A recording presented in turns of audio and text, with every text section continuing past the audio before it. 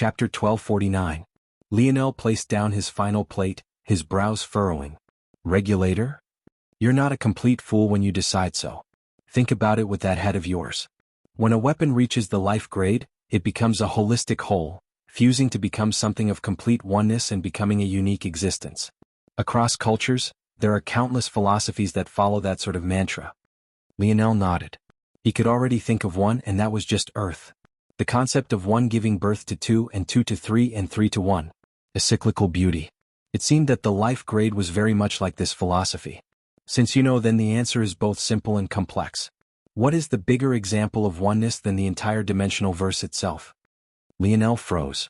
He didn't know if he was imagining it, but he felt as though a strong breeze had brushed against the back of his neck, sending a tingling sensation down his back. Wise Star Order frowned. He understood?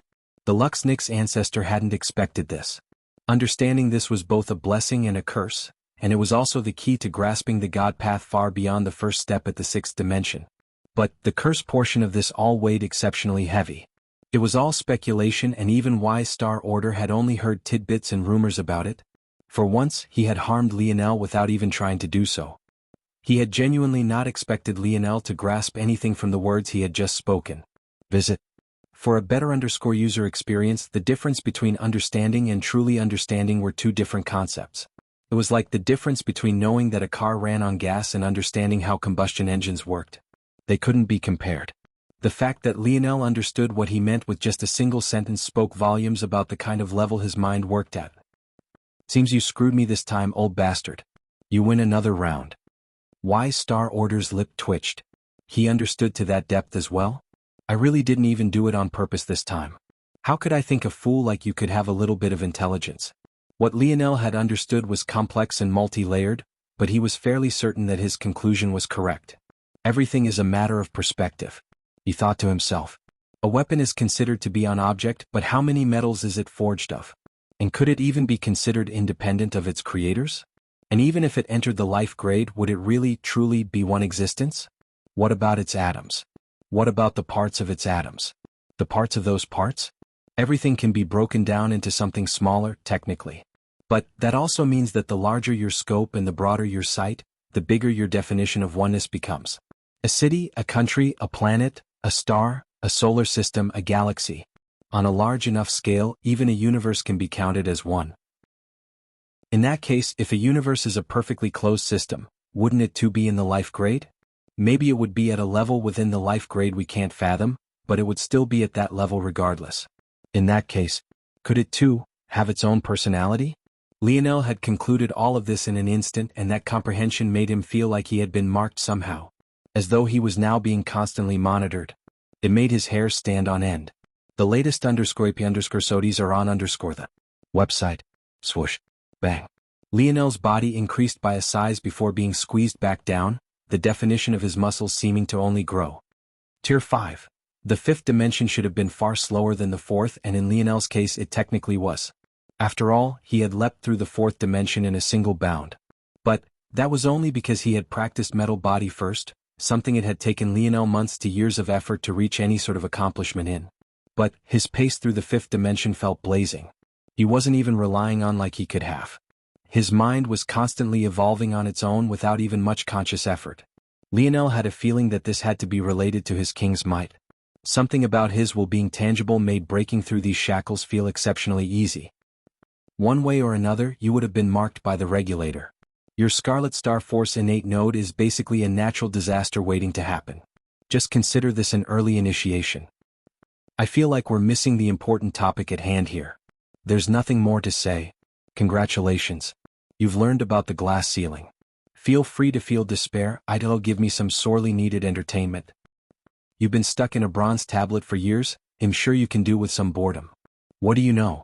The Luxnix family estate is always filled with drama.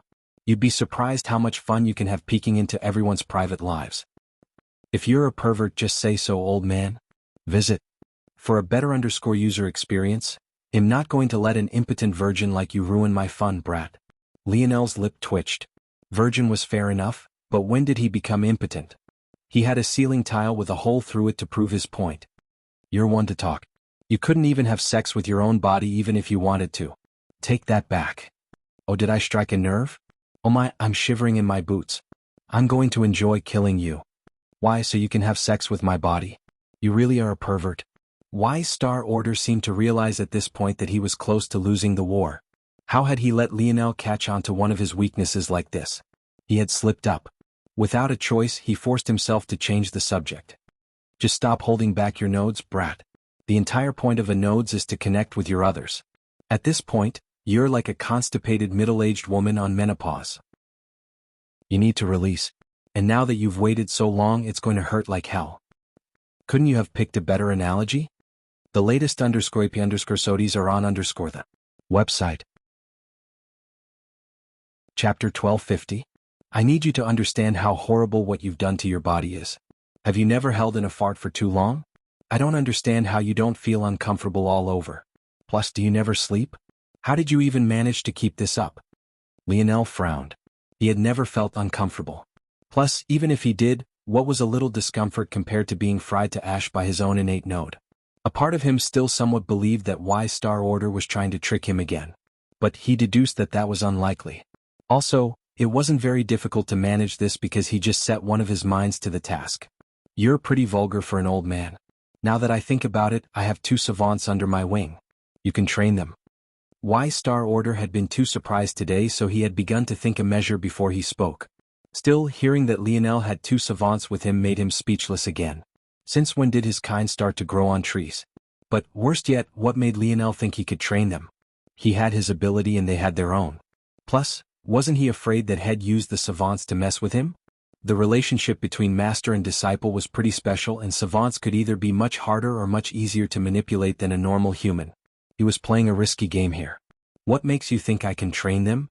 Even if you don't have their abilities, I'm sure you have a deep understanding of what it means to grow powerful as a savant. Plus, you've seen a lot. What are their abilities? One has a spatial lock ability, the other has a defensive mirror ability.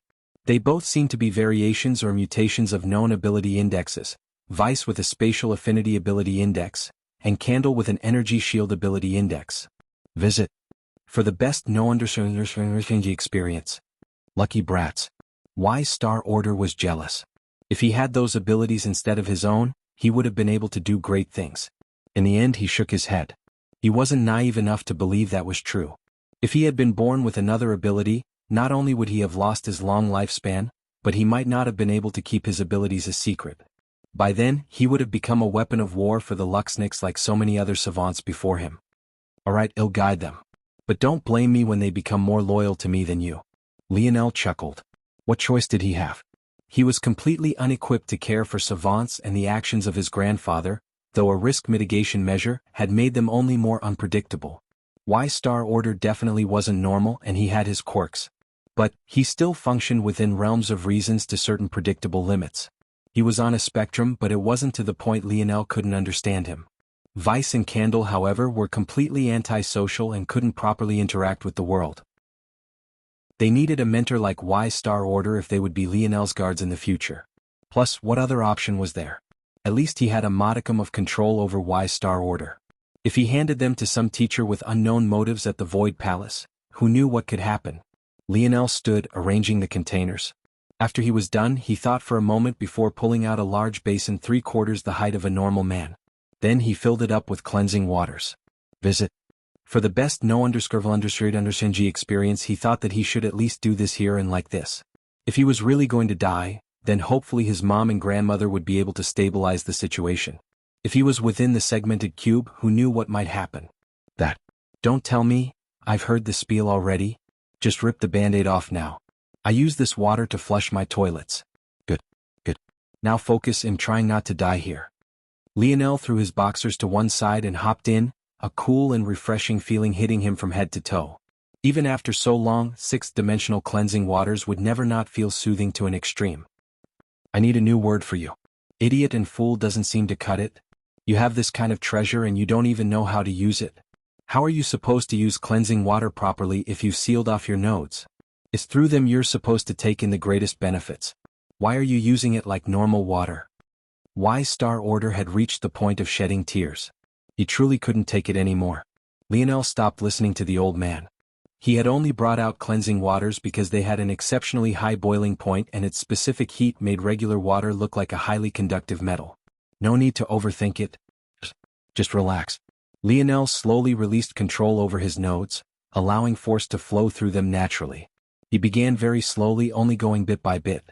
Even if this was the natural state of things after so long doing things the wrong way, he didn't think that letting it go all at once would be a good thing. But then, the pain came. Visit. For a better user experience, a heart-tearing bloating began to push out from within him.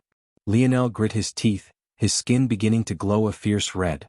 But just as that was happening, as though a sieve had been connected to the inside of his body, Lionel suddenly felt the cleansing waters around him drill into his pores and enter him.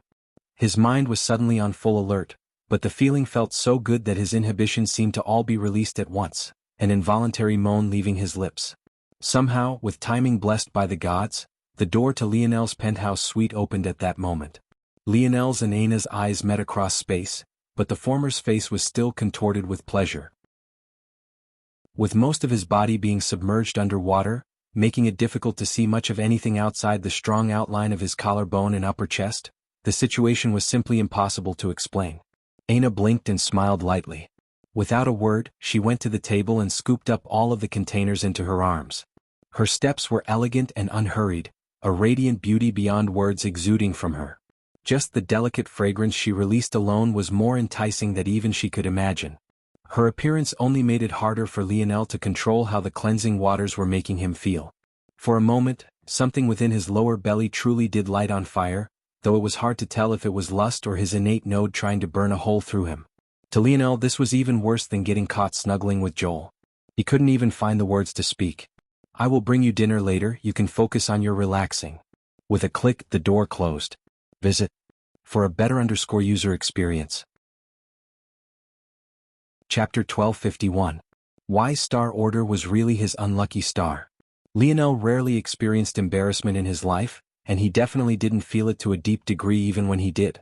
But now this was already twice in just a few days he had. There was no coincidence, he blamed the old bastard. Unfortunately, he didn't get to linger on these thoughts for long because almost the exact instant Aina left once more, a loop of pain and relief seemed to take Lionel's life over completely. In the third dimension, one formed their nodes, and the fourth, not only did you strengthen the body, but you also forged nodal pathways. After the initial third dimension, there were only the bare-bone connections between your 9 nodes, so it was up to the individual to complete what was essentially a new organ system. Lionel had, of course, done this long ago. He had spent many months in the dimensional cleanse trial world and had taken the time to finish there. But those new pathways had never been used at all. The good news was that as Lionel's body grew stronger, so did they. The bad news was that the sudden and novel feeling sent his body into a state of shock that was hard to recover from. When the pain reached its peak, the cleansing waters would cease to take action and Lionel would find himself on cloud 9, only for the pain to cycle back again.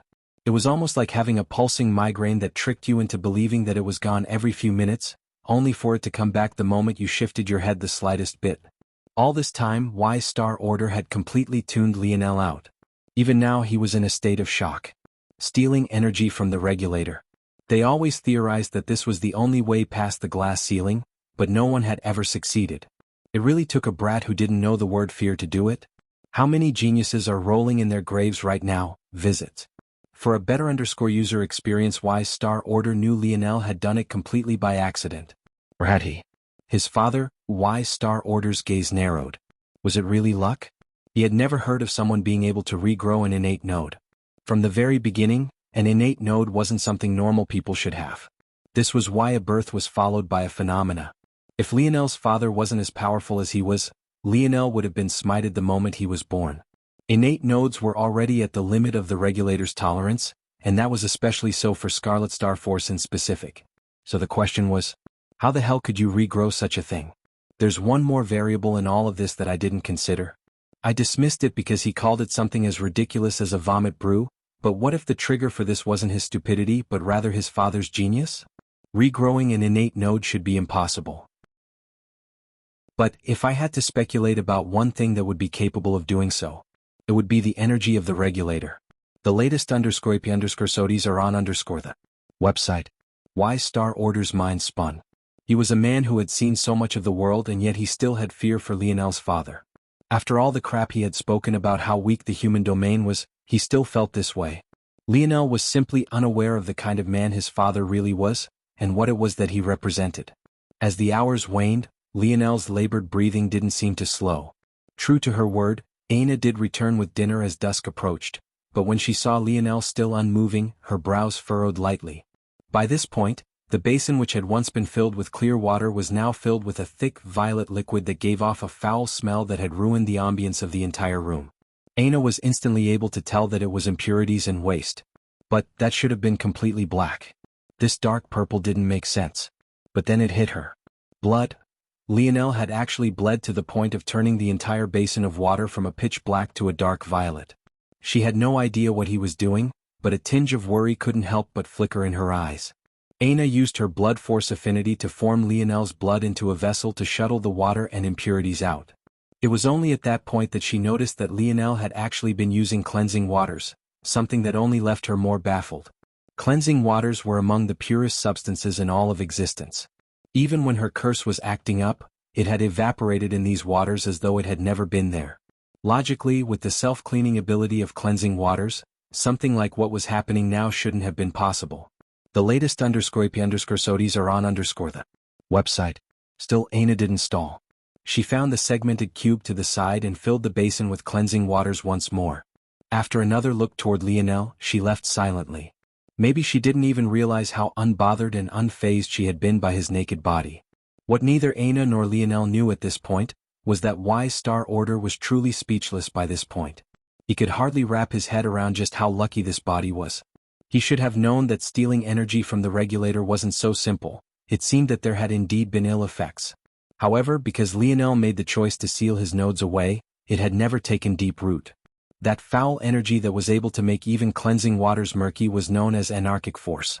Though it had a name that could be considered quite interesting, it was nothing but a death sentence. Anarchic force didn't follow the laws of the universe as it should. It was considered to be the throwaway force of the universe, the force that had no use other than to take up space, stir chaos and act as a leech. In the simplest terms possible, it was unusable energy and it was a cancer. All force tended toward anarchic force, and there were even theories that once all force had reached this state, the universe itself would die. For a force user, having this stuff in your body was like a human suffering radiation poison. Damn it. I missed another chance to kill him. Visit for a better _user experience. Chapter 1252. It took Lionel several days before he could feel something outside a perpetual cycle of pain. Even the soothing effect of his cleansing water only made the torture worse because it continued to remind him of what it felt like to not experience heartrending pain day in and day out. When it finally came to a stop, Lionel's body felt so weak that he directly fell asleep again, unable to move. He didn't know that he had another close shave with death, nor did he know about anarchic force. All he knew was that he needed sleep, and hopefully food when he woke up. Lionel didn't feel particularly good when his eyes finally opened once more. It felt like a cross between him having slept for too long and yet somehow not enough. His head was foggy and his body felt as though it had been put through hours of torture. Oh, that was exactly what had happened. I feel like crap. Lionel shook his head, his eyes taking much longer to adjust to the light than it should have. He realized he was naked, but he was far too lazy to do anything about it. Just moving his limbs around made him feel as though he had torn every muscle fiber in his body. For the first time in a while, he didn't even feel immediately hungry either. After so long suppressing himself, this was an inevitable reality Lionel was forced to face. It was as though he had let a wound scab over, but had now picked it clean once again to allow it to heal properly. Visit for a better _user experience. Despite this, though, Lionel felt an overwhelming power rushing through his veins. It took him a while to register it because of how crappy he felt. But once he did, he suddenly couldn't take his mind off of it. It had practically consumed him. This much? To Lionel's surprise, the largest change wasn't even to his force and force nodes. Rather, it was to his metal body and metal synergy lineage factor. What Lionel hadn't realized was that his metal synergy lineage factor was like a separate organ system all to its own as well. The runes that grew across his body could be considered to be manifestations of said organ system. However, this organ system was special in that it could be activated and deactivated. While in its deactivated state, it was much weaker, and as such, Lionel's body was far more susceptible to harm than it would be otherwise. This was why Lionel's defenses were so much greater when his bronze runes were visible. What Lionel had never considered was the mechanism behind this. When one thought about it, didn't Lionel's defenses come from his metal body? Since that was a technique he trained in, why did it matter whether his bronze runes were activated or not? The answer to that question lied in the method by which the metal synergy lineage factor circumvented many of the weaknesses that usually came with defense lineage factors like heavy weight, slow speed, and low flexibility. Visit. For the best no_vel_read_g experience, the bronze runes were an amplification measure that relied on force to synergize with Lionel's metal body and bring out its true strength while not hampering him as much as other lineage factors would. To make something that was extraordinarily complex simple, Lionel's bronze runes needed his nodal organ system to display their full potential. Why was it that the Morales clan elders had freaked out when Lionel tried to awaken his metal synergy lineage factor before forming all 9 of his nodes? It was precisely because this foundation was extraordinarily important toward setting a wielder of the metal synergy lineage factor up for success. Lionel raised his hand to his face. A slight discomfort and a bloated feeling coursed through him as he activated his bronze runes on it. And after just a moment of observation, he sucked in a cold breath. My metal body now with my bronze runes deactivated is about as strong as it was before with runes. And now, with my bronze runes activated in full force, my defenses are 3 to 5 times greater than they had been before. If before Lionel could match up to lower tier and lower quality 5th dimension weapons in hardness with his bronze runes activated, now it wouldn't be guaranteed that even a quasi 6th dimensional blade could harm him. Wow, the latest _AP_SODIs are on the website. Lionel had always been underwhelmed by his tier 9 metal body. He had used the silver tablet to accelerate his progress toward it, but he never felt the sort of invincibility it should have. People seemed to be able to harm him far too easily, and the gap between him and Miguel still felt difficult to bridge. Lionel had dismissed this odd feeling of his because he was used to his metal body being weaker than normal. Back when he was in the 3rd dimension, his 4th dimensional metal body was also lacking. So, he had just assumed that it was because his dimension tier was lagging behind it once again. He didn't realize until now that he was shooting himself in the foot. The metal synergy lineage factor in conjunction with the technique represented the strongest defensive lineage factor in the whole of the human domain. There was no other that came even close. The Morales were untouchable in this aspect. With a tier 9 metal body and his bronze runes activated, considering the fact Lionel had opened all 9 nested doorways of the 5th dimension, harming him should have been an extraordinarily difficult task. To explain things as simply as possible. To the current Lionel, unless you could display 6th dimensional strength, you should forget about leaving even the slightest mark on his skin so long as his bronze runes were activated. It was as simple as that. Lionel tried to take a deep breath, but his heart and lungs protested almost immediately. He settled for more shallow breathing, his eyes looking toward empty space. Somehow this only felt like the tip of the iceberg. Just what else had he missed out on? Just 2 today, everyone. Sprints away, the latest _AP_SODIs are on the website. Chapter 1253. The next change Lionel felt was to his brain activity. Lionel's intelligence was always a fairly unique thing and didn't exactly work like everyone else's did. According to Lionel's father, Lionel's ability had awoken long before everyone else of Earth. This was because Lionel had been born on planet Luxnix and not Earth like his mother had been. For his own reasons, Velasco had sealed Lionel away, restricting him from accessing his ability too soon. This was exactly why the force distribution during the awakening had only left such a small sliver for Lionel. He didn't need to be given his ability as he already had it. However, even sealed, Lionel's intelligence had still been beyond most. Though not as exaggerated as it was now. Lionel had been in Class A of Royal Blue Academy, a great feat, but he had been 3rd in his class behind Aina and Alan. There were maybe a few reasons for this, but the main reason was because of the Ascension Empire's restrictions on books and knowledge. Lionel wasn't allowed to return with his books home as he lived on a paradise island, and as such, he didn't get nearly as much time to study as others who lived on campus. But even with this being true, the reality was that things just didn't click as easily for Lionel then as they did now. He was always lacking in something, and that was greatly related to his ability. The latest _AP_SODIs are on the website. In the dimensional verse, there could be considered to be 2 roots of intelligence. The first was the soul and the second was the brain. The 2 interacted with one another through the ethereal glabella, which could also be considered to be part of the brain, as it was located in the prefrontal cortex of human anatomy. Due to his father, Lionel had lost his connection with his ethereal glabella. As such, he was left with just his brain, leaving him on the same playing field as everyone else. Or so it seemed. The main issue here is that Lionel's brain was fundamentally different from the brains of everyone else on Earth. The spear domain lineage factor rearranged the neural connectivity in his cortex, giving him different anatomy than one would expect to find in a person of Earth. While most people of Earth had a prefrontal cortex designed purely for higher-level functioning, thought and reasoning, Lionel's own was wired for battle with a spear. The amount of energy allocated to this much more complex interconnectivity left little to the rest of Lionel's mind.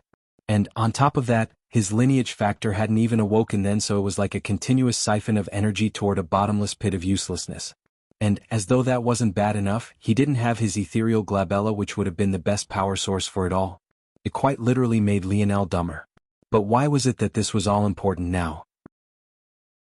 After all, Lionel's ethereal glabella was just fine, and now that he could use dream force, the fuel his brain had was far beyond that of 99% of most people.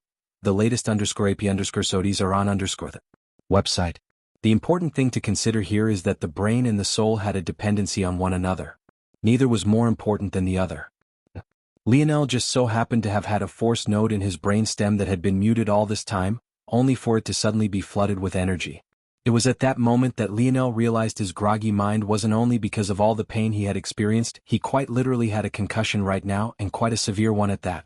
Using his brain stem as a root, while within the fourth dimension, Lionel had taken advantage to route countless nodal pathways through his brain, and now they were all swollen and made his head feel as though it might explode at any moment.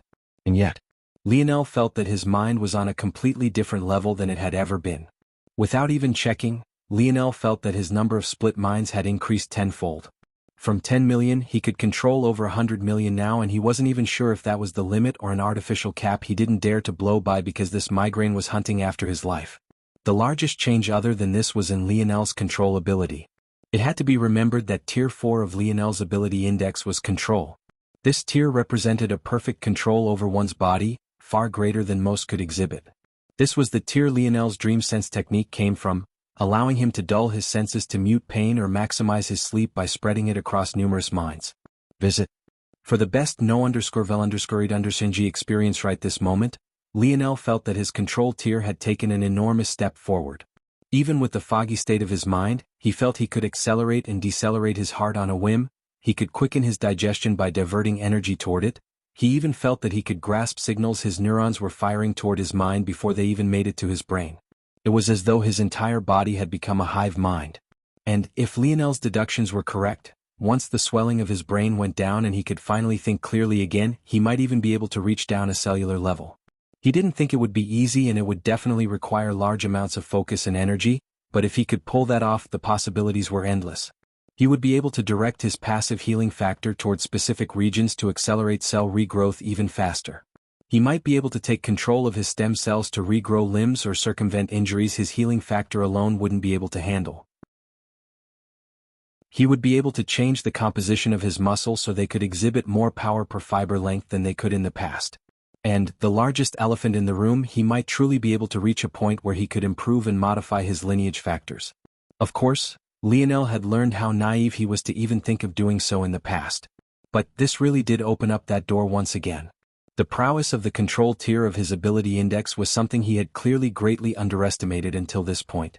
None of this even touched the fact that Lionel felt as though his spear domain lineage factor was clearer to him now than it ever had been in the past. Even his breakthrough against Miguel didn't make things feel this obvious and compatible with him. Visit. For a better user experience with force coursing through his brain, his spear domain lineage factor mutations finally got the sort of support it was always meant to, making him feel as though he couldn't bear to use any weapon outside of a spear, like it would be a waste of his ability to even spend time doing so. And yet, it still felt like there was more, as though he was still seeing just the tip of the iceberg. Chapter 1254. With the distribution of his nodes, Lionel realized that the control he had over his body was amplified many times over. If he wanted to control his digestion, he had a node there that could be used. If he wanted to control his heart, he had another 2 nodes there. If he wanted to control his blood and purify it, he had his kidneys. Even if he wanted to breathe better and react faster, he had nodes in his lungs and spine. It wasn't until now Lionel truly grasped how good his decisions from back then were. At the very least, his simulations had not failed him and had only proven to be more accurate, an outright miracle considering just how many things he had gotten wrong. The only shame here was that even Lionel's passive healing factor was taking forever to bring him back up to speed, and he didn't even have the energy to move. He couldn't even enjoy his improvements. It just felt like his body was collapsing. He knew he needed food, but he couldn't even stand right now, let alone eat. Plus, he wasn't sure if his stomach could even handle a high dose of food right now because it was among the places in his body that he had flooded with nodal pathways. Lionel had half a mind to use dream sense to induce a coma in himself until he could wake up, but his better judgment made him decide against it. Who knew if there were other twists waiting for him? Though why Star Order hadn't explained, Lionel could feel that there was something odd in his body. Part of the reason he had pushed himself so far was to ensure he had gotten it all out, but what had scared him was that even with his senses, he hadn't been able to detect it. That mysterious black force. It was as though it wasn't there at all. Even when it was floating around Lionel like it had been, even when he could see it with his own eyes, it was as though it was nothing more than a figment of his imagination. The latest _soties are on the website. What was that thing?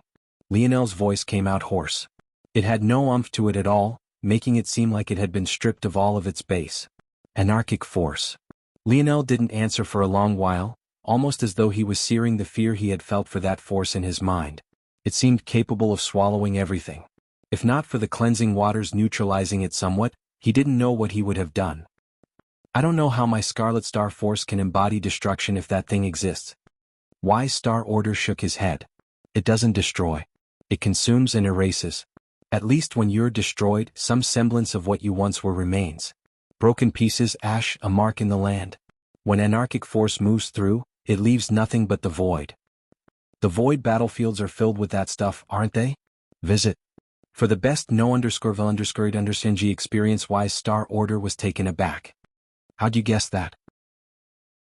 Lionel wanted to shrug, but he didn't have the strength to, nor did he want to experience the pain that came with it.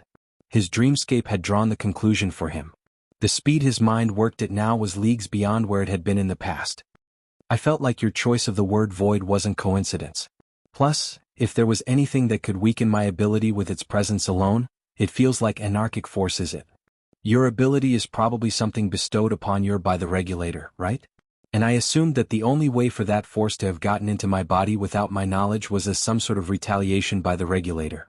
So making the leap wasn't too difficult. Why Star Order shook his head.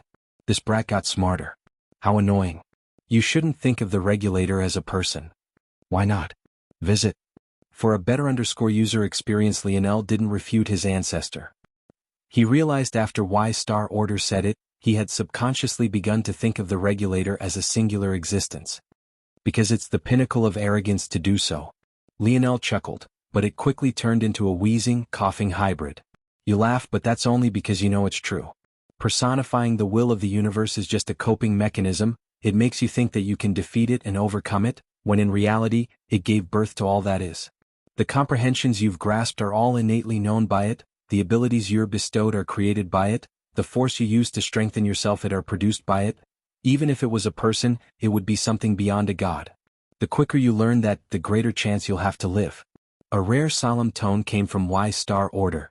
He was usually deciding between losing his mind and picking which insult to throw at Lionel next, but this time he was as serious as he could be. Lionel fell into a deep silence, his mind wandering from place to place but always seeming to return back to Y Star Order's words.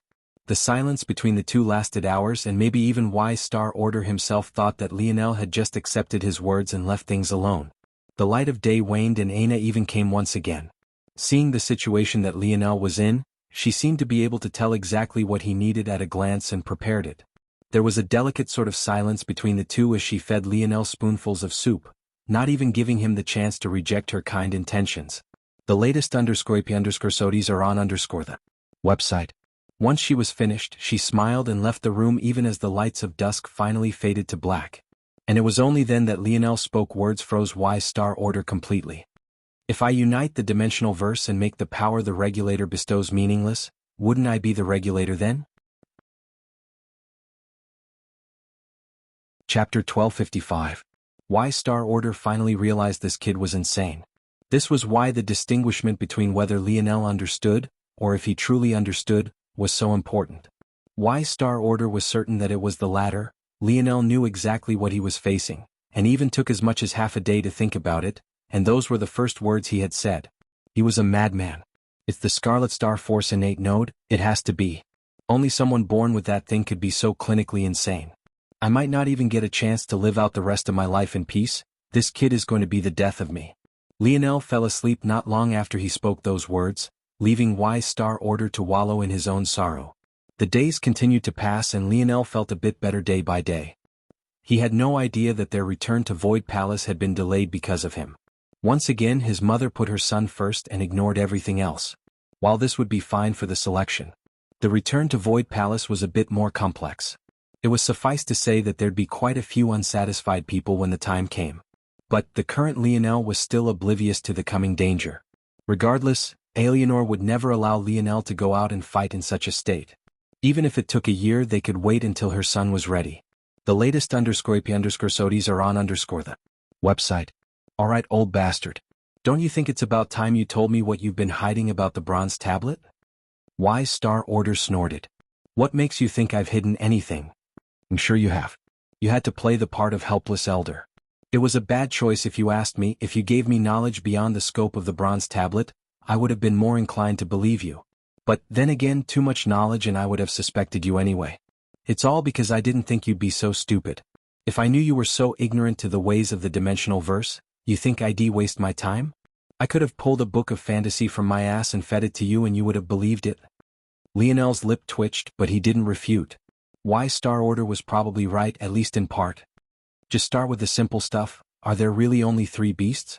Is there nothing after the starry-tailed fox? And tell me what you really know about its lineage factor and how it works. So greedy. You haven't even mastered one yet, but you're concerned about the others. Lionel shook his head. In these last few days, even without going to the bronze tablet, I felt all my bottlenecks loosen. If I wasn't holding them back for fear for what they do to my body, I probably would have cleared all 3rd awakenings for all 3 branches by now and maybe even touched upon the 4th. With Lionel released his nodes and nodal pathways, the purifying effect his kidneys had on his blood had shot up astronomically. Because his snowy star owl lineage factor was located in his blood, the synergy of the 2 events was ridiculously high. Lionel didn't even feel he needed to take the bronze tablet with him.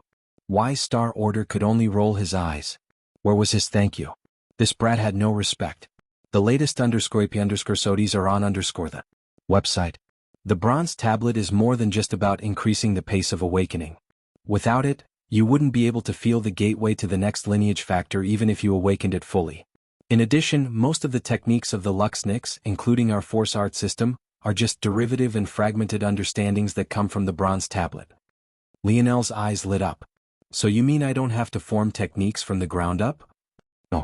So long as you have enough comprehension, it shouldn't be a problem. This was a huge sigh of relief for Lionel. This was one of the things he had felt the most worried about. Then the starry-tailed fox? Lionel asked. I lied back then. The starry-tailed fox doesn't have 4 branches. Rather, it has the standard 3 the snowy star owl and the white stone elephant had. Instead, it's just that its wisdom branch evolves into something more profound and becomes the wisdom spirit branch. So, it has the speed branch, the healing branch, and finally the wisdom spirit branch, each with 4 awakenings of their own. What's so different about it? Why do you care so much now? You're nowhere close to it. I'm probably closer than you think. Just answer the question, old man. From what I can tell, the wisdom spirit branch is heavily related to the soul. You've seen what benefits sensing your soul for the first time gave you. It'll be similar but likely manifold more potent. The latest _AP_SODIs are on the website. I see. Lionel nodded. Then there's probably evolutions of healing branch waiting in the future, right? It's the only one that appears just as frequently as the wisdom branch. Even I don't know the answer to that. I only have vague information about the next 2. What are they? The twinkling light bear and the golden tiger. The bear sounds like another strength-based creature, similar to the elephant. Likely yes. If it alternates between speed and strength like this, there's probably a reason. I just don't know what it is. 5 feel incomplete. Lionel suddenly said. The silver tablet I saw, though I could only meditate on it for a moment, definitely only had 2 creatures within it. There wasn't another. Is there a golden tablet? Lionel asked. I am uncertain.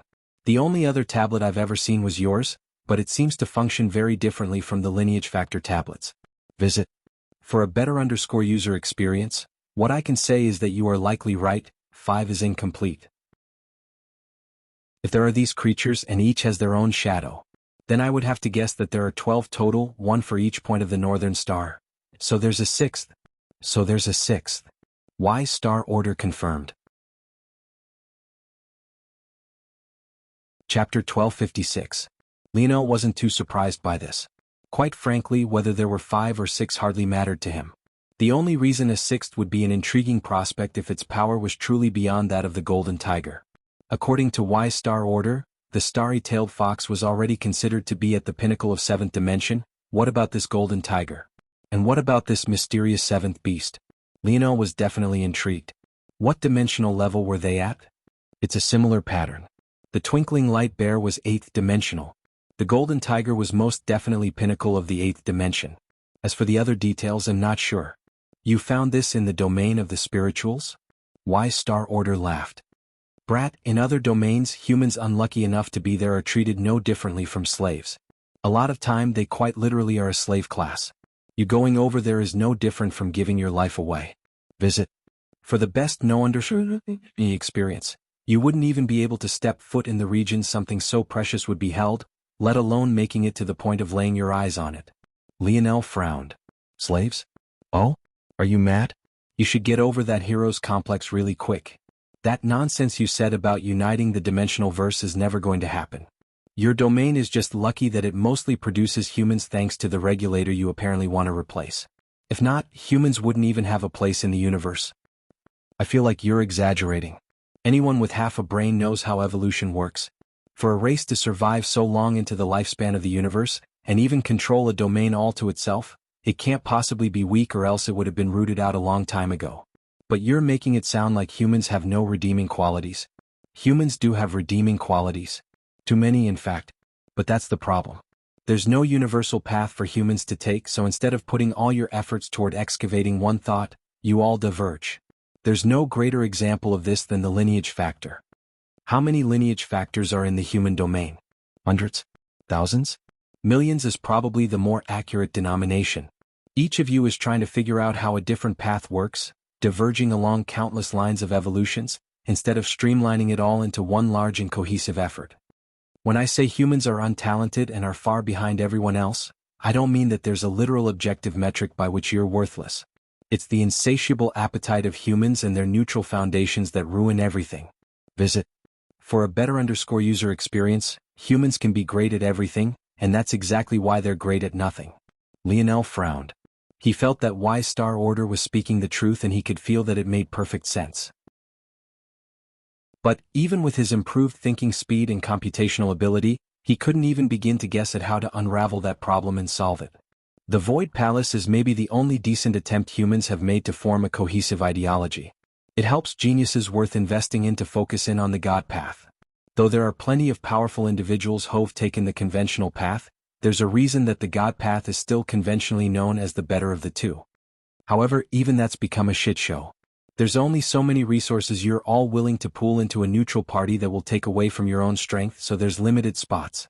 And because the spots are limited, only the extremely talented even have a chance to claim a spot for themselves. Once they get into the place, they'll be bombarded with politics and bullshit from all sides. Unless you're both talented and come from a strong family, you'll find yourself rattling within someone else's cage soon enough. If by some miracle they manage to make it through all of that and reach the highest echelons, they'll become another useless old fogey sitting on their high horse thinking themselves to be invincible because they reached the peak of the human domain. Or they'll end up siphoning most of the resources they earned back to their families to fuel more diverging paths into the future. Even if you sat humans down and tried to explain this, they wouldn't listen. How would you even decide which lineage factors to abandon and which to focus on for the good of the whole human race? And even if you could decide, would that family agree to share their lineage factor with everyone? Why should they share? If their lineage factor was the best, shouldn't you all just submit? Visit. For a better user experience, Wise Star Order seemed to be very passionate about this matter, to the point it even brought a smile to Lionel's face. Though the old man called his dream ridiculous, Judging by how much effort he had put into making sure the Luxnick's family would follow his lead into the future, it was likely that at one point he shared a dream not too dissimilar to his own. It's not the humans are so much more stupid or selfish than other races. Every race is selfish and is out for their own selves. The difference is that most of the races are only good at one or two things, so all of their lineage factors converge toward the same evolutionary peak. But this isn't a luxury humans have. But if you know your weakness, then you should try harder than others to fix it. Fuck. I hate stupid people. Why Star Order ended up ranting to himself.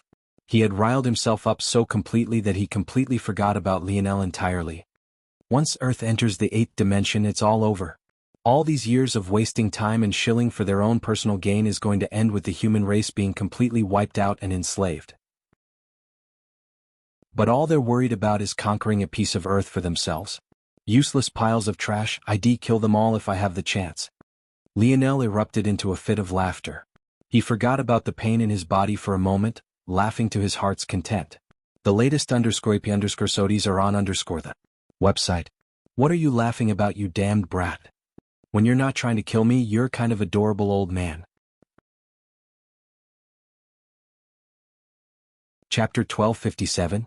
The click of Lionel's hotel room door sounded as it closed once more. Aina's lingering fragrance still hung by his bedside. He had already lost count of the number of times she had fed him over these last few weeks. Though he was baffled that it was taking him this long to heal, he was even more baffled by her persistence. The two hadn't even exchanged a single word in all this time. She didn't try to speak with him about anything, and it felt as though she had said all the words she wanted to say that day. She wasn't asking for anything, so Lionel didn't even have something to reject. And he was stuck in bed like this and hardly had the strength to lift a single finger, and clearly his mother and grandmother had some sort of tacit understanding to avoid this room at all costs. It should have been them nursing him back to health, but here he was in this awkward situation. His advancement in brain power seemed to be no help solving. Why haven't you fucked her already? What a waste of heaven's treasures. Lionel choked on air, some of his saliva going down the wrong pipe. This old man only ever spoke when he initiated conversation. This was the first time he had spoken of his own accord, and it completely disrupted Lionel's flow of thoughts, and he actually decided to say something like that. Lionel didn't even participate in these sorts of conversations with his brothers. Though James had quite the vulgar mouth and never held back when explaining the dirty deeds he got up to, James and he had always had a tacit understanding that Aina was a taboo. Lionel had never tolerated anyone sexualizing the woman he had once loved more than he could describe in words. What? The latest _AP_SODIES are on _the website. Lionel winced, his migraine coming back due to his sudden jolt and coughing spree. Can't you act your age for once? You're just a soul, why do you even have a libido? What do you know, brat? The greatest intimacy you can have is with the soul. Sex with fleshly bodies pales in comparison to the sex I've had with some spirituals' beauties. Your scope is too limited. As if they would have sex with human trash like you. Lionel chortled. Wet dreams don't count no matter how vivid they are, old man. Die. All I'm saying is that you're missing out. A domain would probably only have a handful of seedlings like her.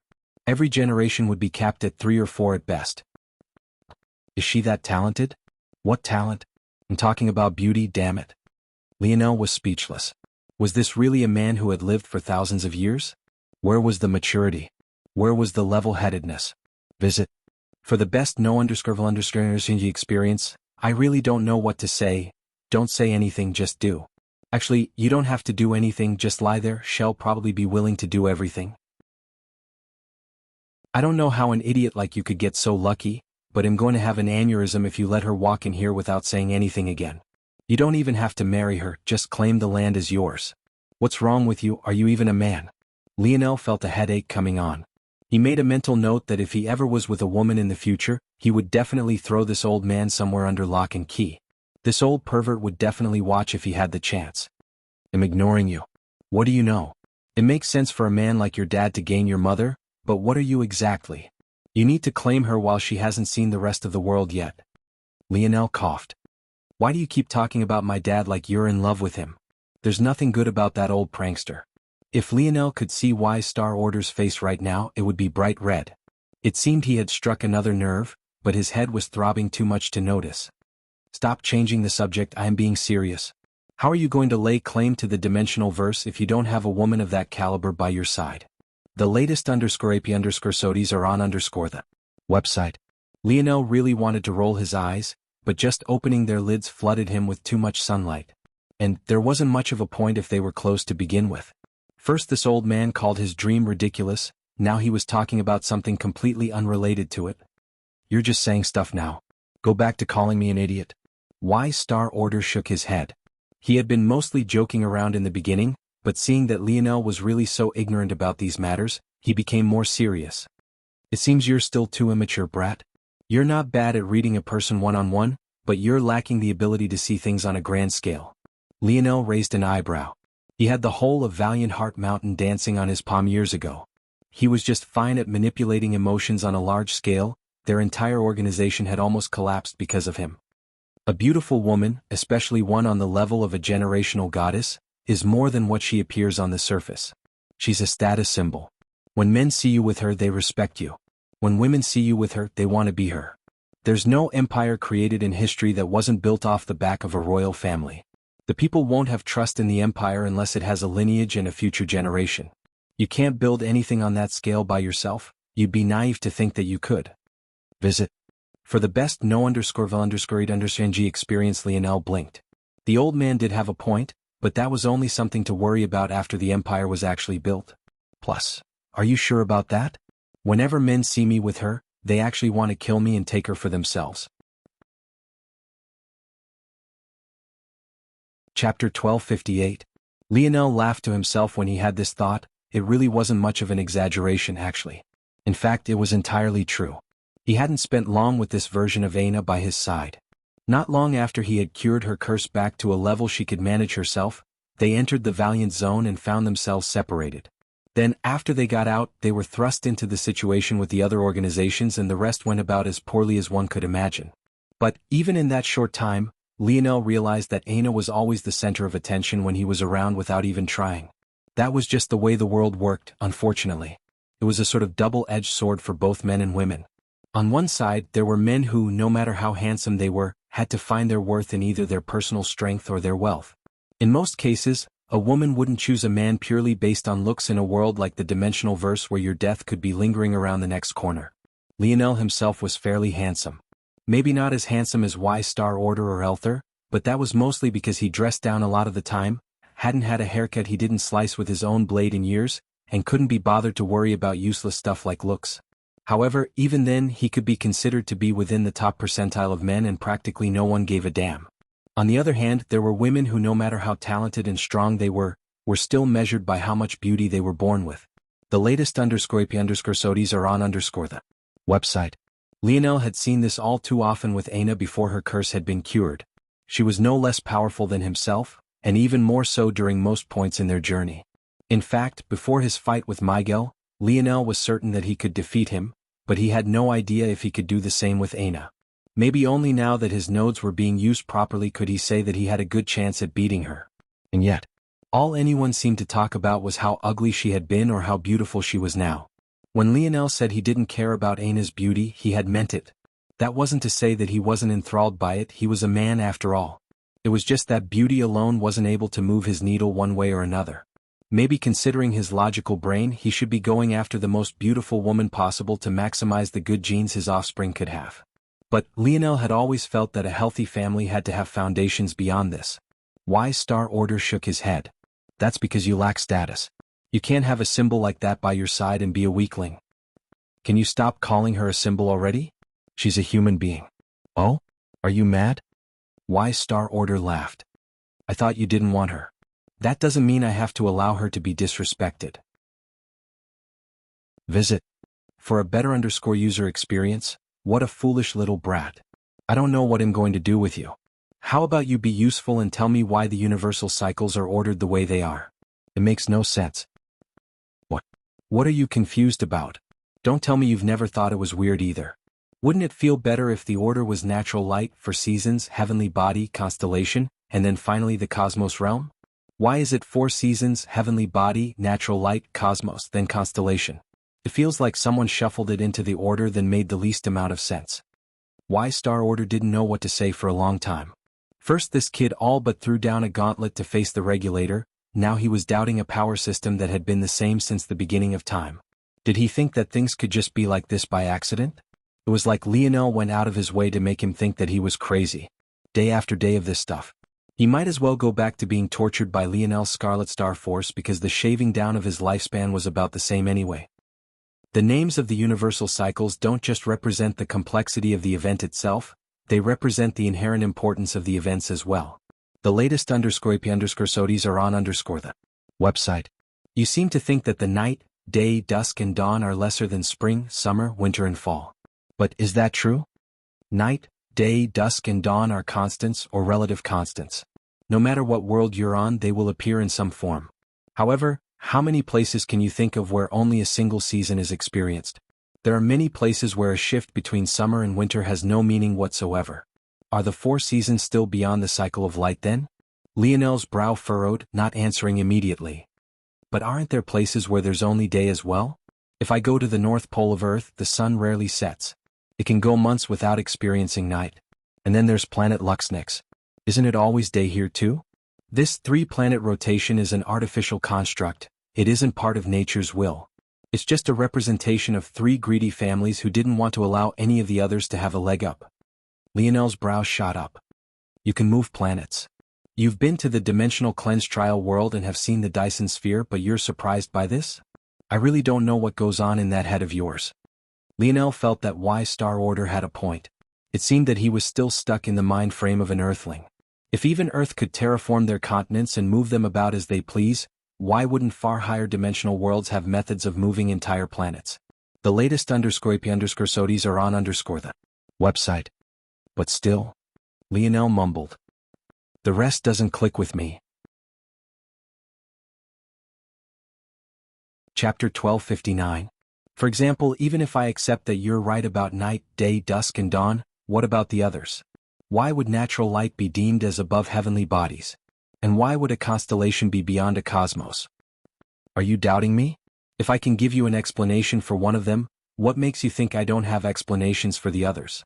Much like the 4 seasons, heavenly bodies come in a lot of shapes and forms. There is nothing inherently special about them.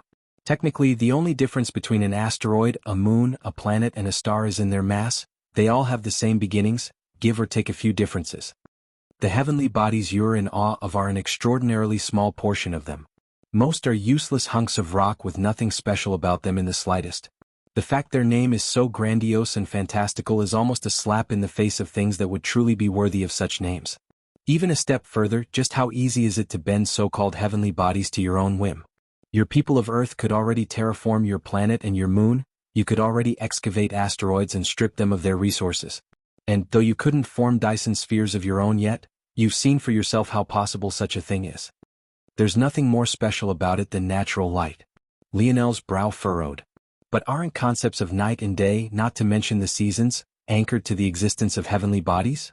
Aren't they contingent on their existence? That right there is your main problem. You're conflating the artistic conception of something with its logical existence in the real world. That isn't the purpose of universal cycle comprehension. Visit for a better user experience, but aren't you doing the same thing to prove me wrong? There's a subtle difference between what you and I are doing. I'm trying to frame things in a way you can understand, but my foundation is still the artistic conception. Your foundation, however, is whatever scientific understanding you have of these things. When I say the 4 seasons realm is weak is because it's so fleeting and can appear in a myriad of different ways depending, you see it from the frame of science. The location of the planet, how far it is away from its star, its tilt, etc. However, I'm speaking of its artistic conception. Winter, to a myriad of people, represents different things. Many have never even seen snow before. Some have never seen anything but snow.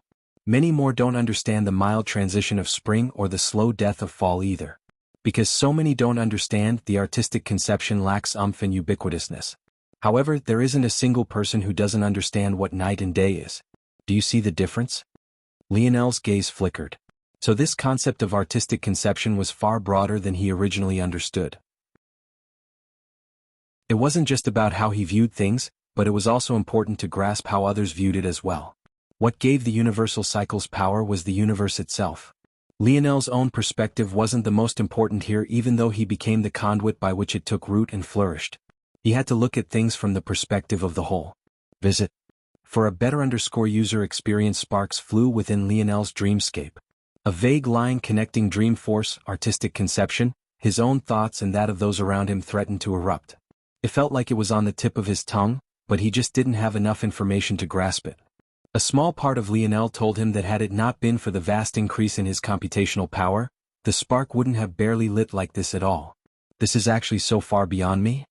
I need more information. Okay, I can see where you're coming from. It also makes sense that the cosmos is beyond natural light. But what is it about constellations? How could they be beyond the cosmos? You said yourself that stars are only different from planets in their mass, so how is an array of stars any different? Wise Star Order sighed. I think I preferred the silence more than I thought. I don't know what's so difficult to understand after I laid it all out. Lionel had already deduced the answer, but that wasn't the point. He had deduced it, but his spark didn't light and finish its loop, so he still had no idea what his dreamscape was trying to tell him. The connection was still vague and sparking, but he just didn't have enough information. He was hoping that something Wise Star Order said could trigger the final jump. Just explain it. The latest _AP_SODIES are on the website. Wise Star Order shook his head. For as long as life has existed, people have looked up at the skies. It didn't matter what stage of evolution they were at, reaching up was something everyone, regardless of race, gender or culture, strove after. Whether it was the most primitive of races all the way up to the most advanced, they all looked up. In the infancy of a world, they marked out their gods in the skies. They told tales about what they represented and drew their figures, bowing to them in worship. As a world grew, those tales would grow and evolve, often becoming related to a person's sense of self. Regardless of the world, the prevalence of religion would fade, and right there to replace it would be a spirituality no race could seem to escape. Everyone wants to believe in something, even if it sometimes doesn't make sense to. Whenever people reach their end of their ropes, the stories in the skies would be there. A constellation is no longer about the stars that make them up, they represent something beyond that, the greatest of universal cycles, one that relied on a willingness to look up and go beyond. The latest _AP_SODIES are on the website. Lionel's brows furrowed hard, but it had nothing to do with Wise Star Order's words. Those words were nice and poetic, old man. Unfortunately, they were absolutely useless. Lionel sighed, watching his dreamscape spark fade away. Chapter 1260.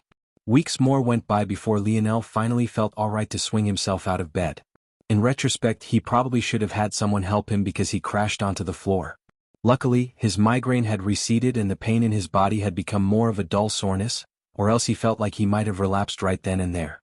At first, Lionel thought his muscles had atrophied. It was a pretty common symptom that happened to people that spent long amounts of time injured and bedridden. However, he found that conclusion to be weird, the main reason being because he wasn't a normal human. It had been about 2 months, yes, but this shouldn't have been enough to ruin him like this.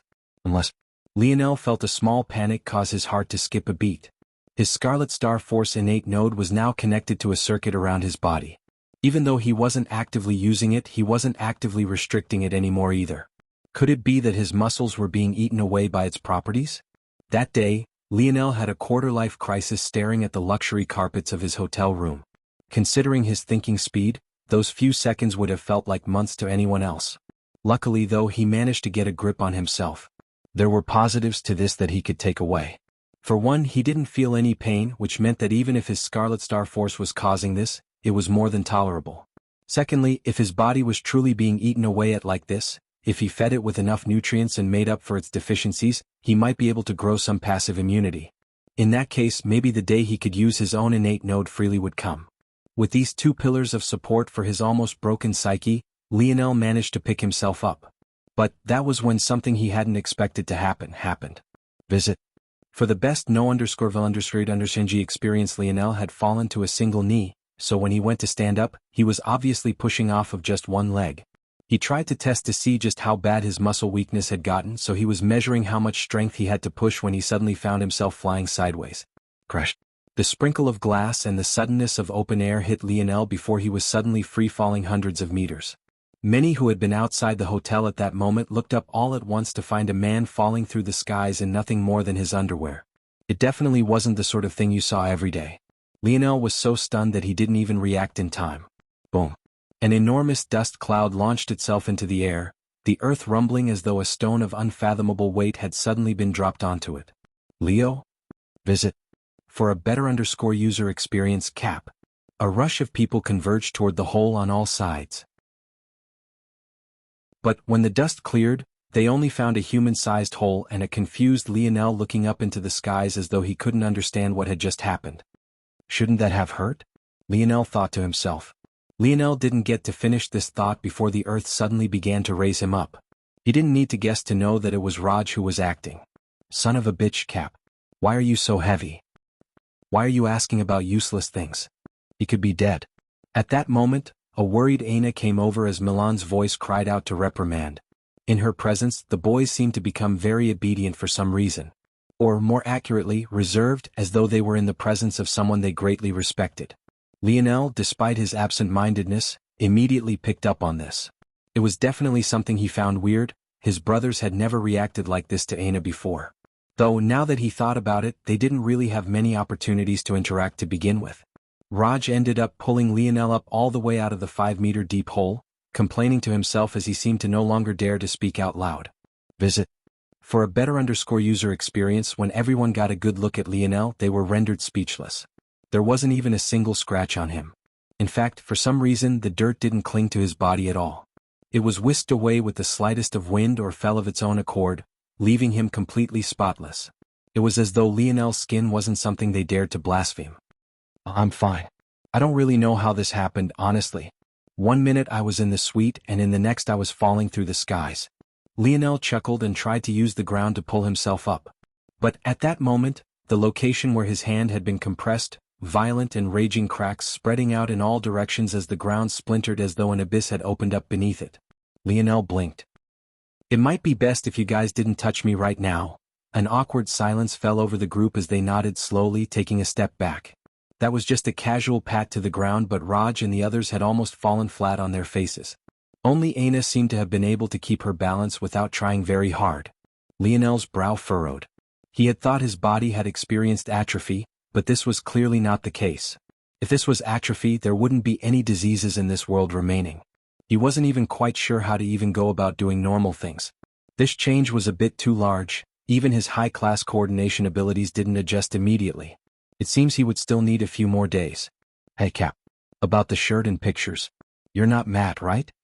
Raj looked from the destroyed ground to Lionel and then back, laughing nervously. Visit. For the best no_vel_it_understand experience.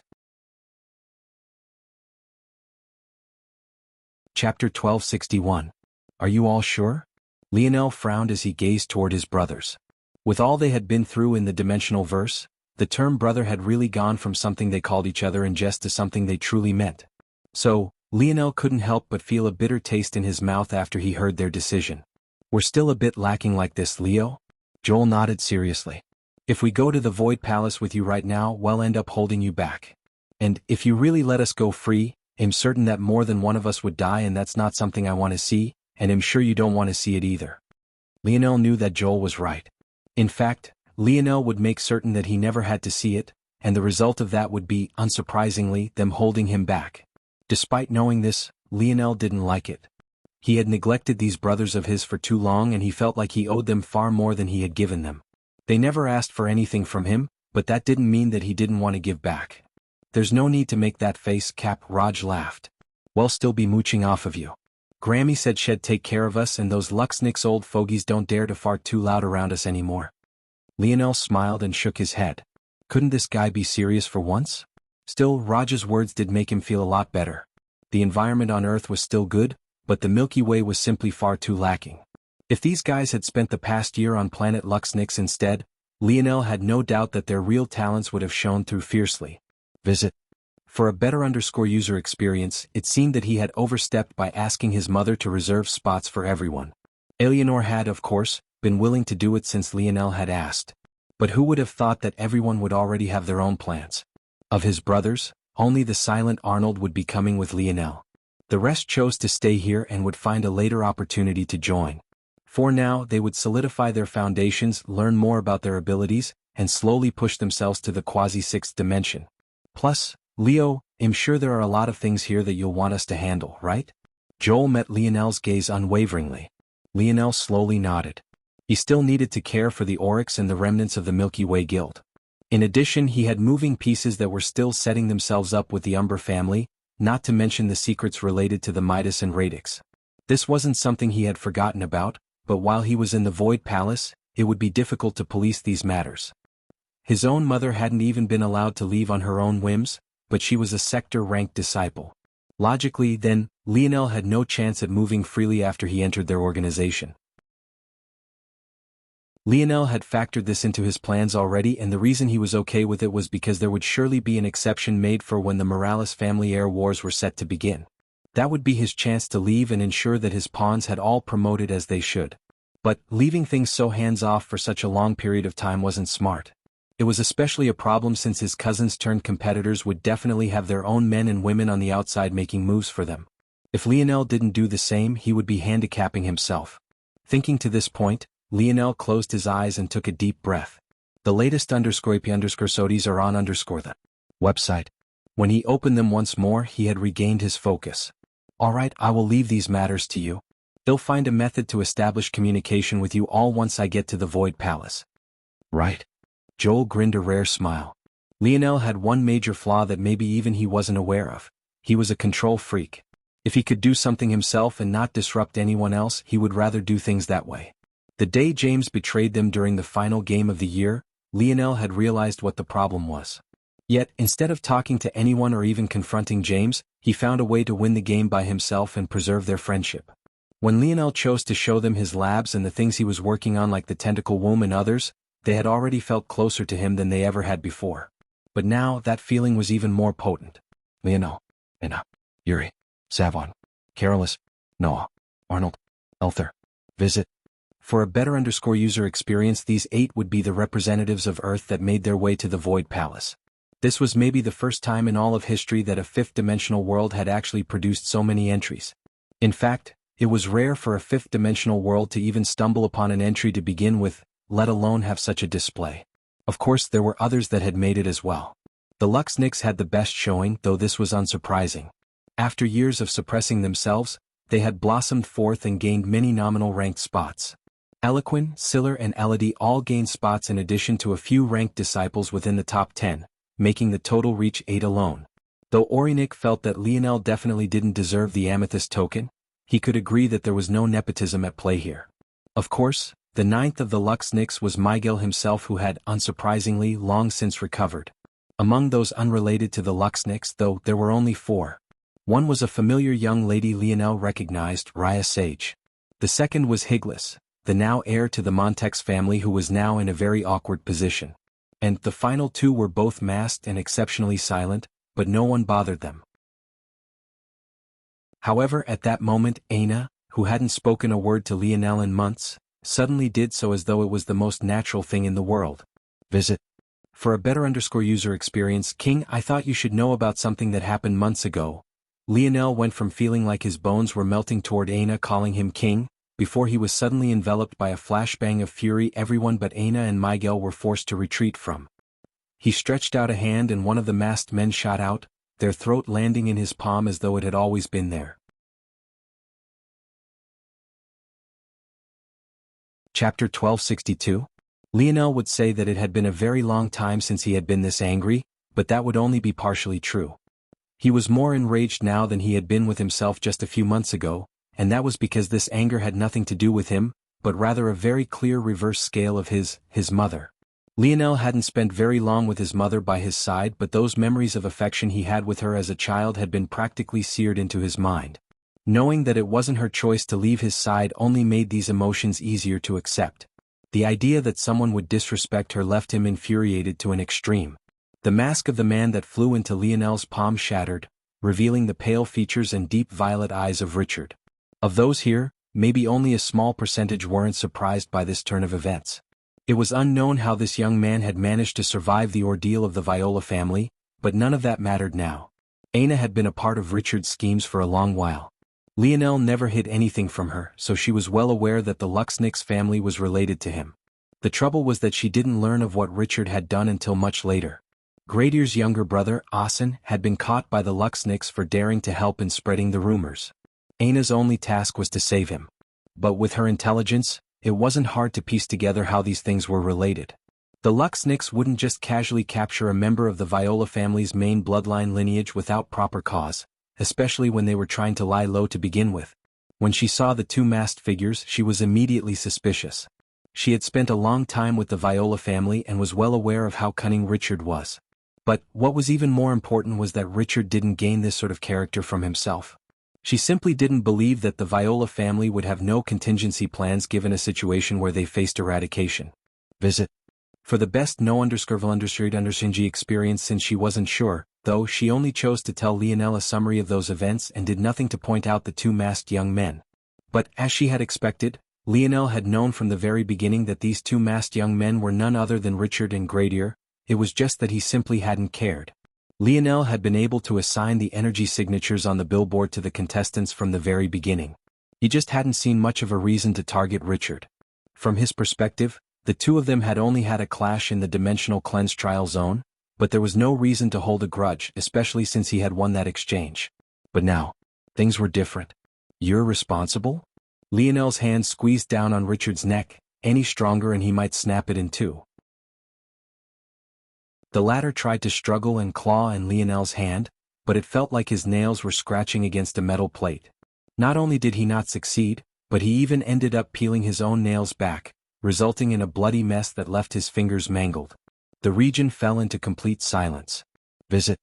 For a better user experience, the envoys of the Void Palace had been preparing the teleportation portal and Lionel's mother had been overseeing the progress. The region was the front gates of the Luxniks estate and there wasn't much of a crowd to begin with aside from a few close friends and family members. Orinik couldn't help but frown as the situation now was completely different than it had been in the past. Richard could be considered an official disciple of the Void Palace, albeit nominal. He couldn't just be casually killed because Lionel felt like it, even if Lionel had the amethyst token. Richard's face went completely blue. He couldn't answer Lionel even if he wanted to. For some reason he felt like there was dimensional suppression between the two of them despite the fact they were both within the fifth. In fact, his tier was still higher than Lionel's own. He couldn't even begin to believe the feelings of fear he was experiencing, but the humiliation was worse. If he hadn't guessed by now that the man Aina had always been comparing him to was Lionel, he wouldn't have earned half the intelligence those around him believed him to have. To know that he had lost so handily to Lionel more times than he even knew was enough to infuriate him to an extreme. It only made it worse that the goddess he had been chasing for so long was rejected by the very man before him. And yet, by some horrible twist of fate, was still by his side like an obedient little wife. It had taken all the self-control in the world for him not to show his anger or leak any killing intent. He just wanted to put his head down and grasp this opportunity given to him by the Void Palace. Even though it is rare for nominal disciples to become true disciples, Richard didn't believe he would fail if he gave it everything he had. Visit. For the best no_underscore experience, so he buried his pride, his rage, his sadness to the deepest parts of his soul. But then in the greatest of ironies, it was the very woman who he had been chasing for so long that outed him in the end. He was under no illusion that he could be saved. He now knew who Lionel's mother was and it only made him feel even more foolish for what he had done. However, Richard didn't want to give up, not here, not now. He couldn't. His eyes rolled to the back of his head, their whites flashing as blood seeped out from between his teeth. The harder he struggled, the quicker he seemed to approach the gates of death. Please show mercy. The voice came from none other than Gradier, the second masked man. Visit. For a better user experience. Chapter 1263. When Lionel's gaze shifted to him, Gradier felt as though his mind was collapsing. It was just a single look, an indifferent glance, and yet it gripped at his soul, almost tearing it away from his body. The pressure was palpable to a degree that it almost manifested like tendrils of dark crimson in the air. Lionel didn't quite know who Gradier was, but Aina, who was still by his side, spoke a few simple words that made him understand what remained of the final pieces. It was then he understood that his mother's reputation had become collateral damage for an air war maybe no different to what he might experience in a few years' time.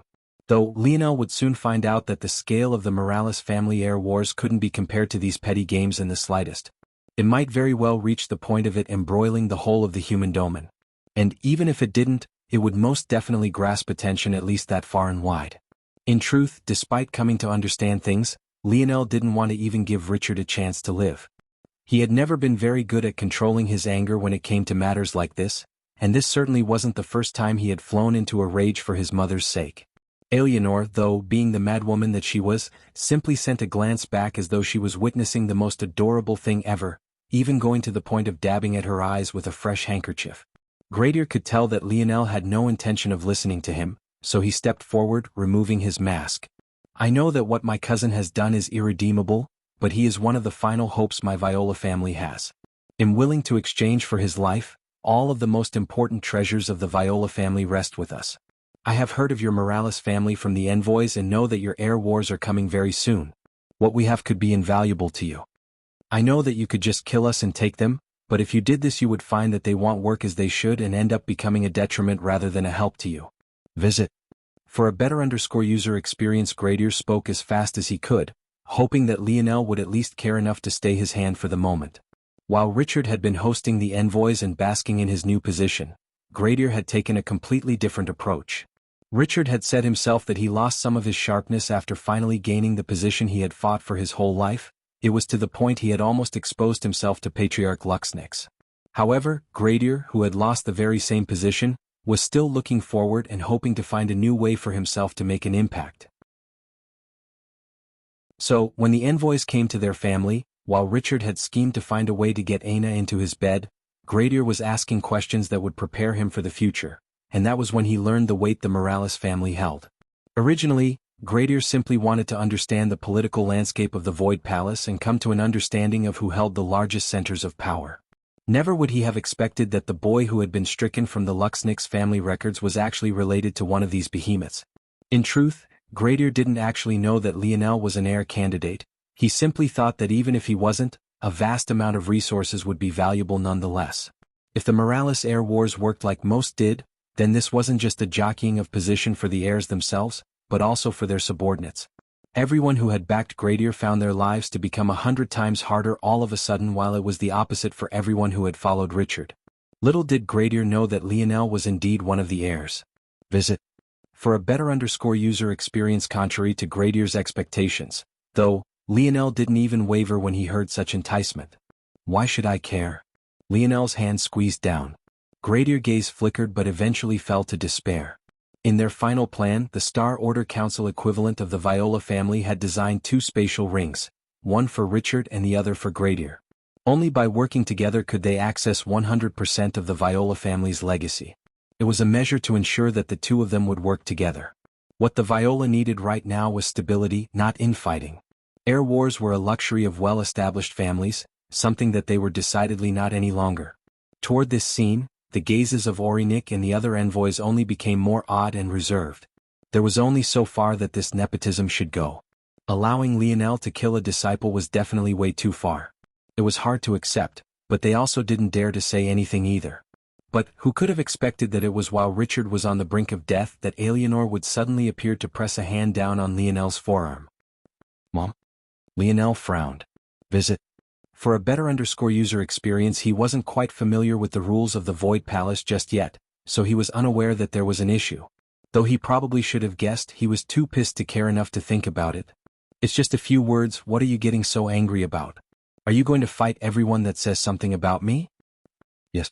Lionel replied without hesitation. Eleanor was stunned for a moment before she let off a light, airy laughter. While Lionel only saw his mother, the envoys and the others had to pay very special attention not to stare for too long, lest they have even worse luck than Richard. After she finished laughing, Eleanor finally spoke once again. He isn't wrong, you may very well need what they have. But, Lionel's frown deepened. What could the Viola family have that he could possibly need? The Luxnix treasure vaults should be far beyond them, and then there was still Wise Star Order's treasure deposits as well. Plus, even if he didn't have these things, he didn't like the idea of trading for forgiveness he didn't want to give. Visit. For the best no-underserved experience, trust me. Eleanor laughed and shook her head. It seemed the Void Palace would be gaining another Morales family troublemaker with the way things were trending now. Chapter 1264. The whoosh sound of a formed portal caught everyone's attention. It swirled about with a radiant dark violet and looked like a rotating nebula. Eleanor cast a glance and released her hold on Lionel's forearm. It seems it is time to go. Somewhat reluctantly, Lionel released his grip on Richard's throat. The latter fell to the ground heavily, coughing and wheezing. It took several moments for the color to return to his face and several more for his lightheadedness to vanish. Richard grit his teeth hard, but he restrained himself, relaxing his body in the next instant. If it wasn't for the somewhat vacant look in his eyes, one would have never guessed that something had happened. Well, that and the fact there was already a clear bruise in the shape of a hand around his throat. He rose from the ground slowly but steadily. "Follow me," Eleanor said lightly. "The latest _IP_SODIs are on the website." There was a certain heaviness in Eleanor's tone right this moment. It wasn't because she feared for herself, but rather because she wasn't naive enough to believe that her actions would have no effect on her son. In fact, she was certain that it would be the direct opposite. As a mother, she couldn't help herself. Worrying was what she did. Even if her husband had been watching Lionel like a hawk right this moment, and even knowing the kind of strength he had, she would still be worrying. The Void Palace had its rules that protected disciples, but there were too many ways around them and they could only be enforced within its territory. Velasco had many enemies that had more than enough leeway to ignore these rules all on their own. Of course, whether they would dare to do so was a different matter entirely, but there were several more ways for them to make things difficult. They knew Val's personality well enough to know that they would get away with it too. While Eleanor looked like a reckless mother who had done as she pleased to save her son, the reality was that she had only gone so far because she needed to give her little lion every advantage he could get, because the truth was, he was already lagging far behind. The step through the portal was unlike anything Lionel had ever experienced before. It was far less subtle than his transportation to the dimensional cleanse trial world and felt a lot like his body was being stretched into a thin string, as though all his nerve centers had been shut down and his limbs were being pulled into a tight tube. Visit. For a better user experience, when his vision cleared and he could finally feel his feet beneath him once again, the world around him was even more of a shock than the initial feeling. Lionel had thought that he had seen a lot of the dimensional verse already.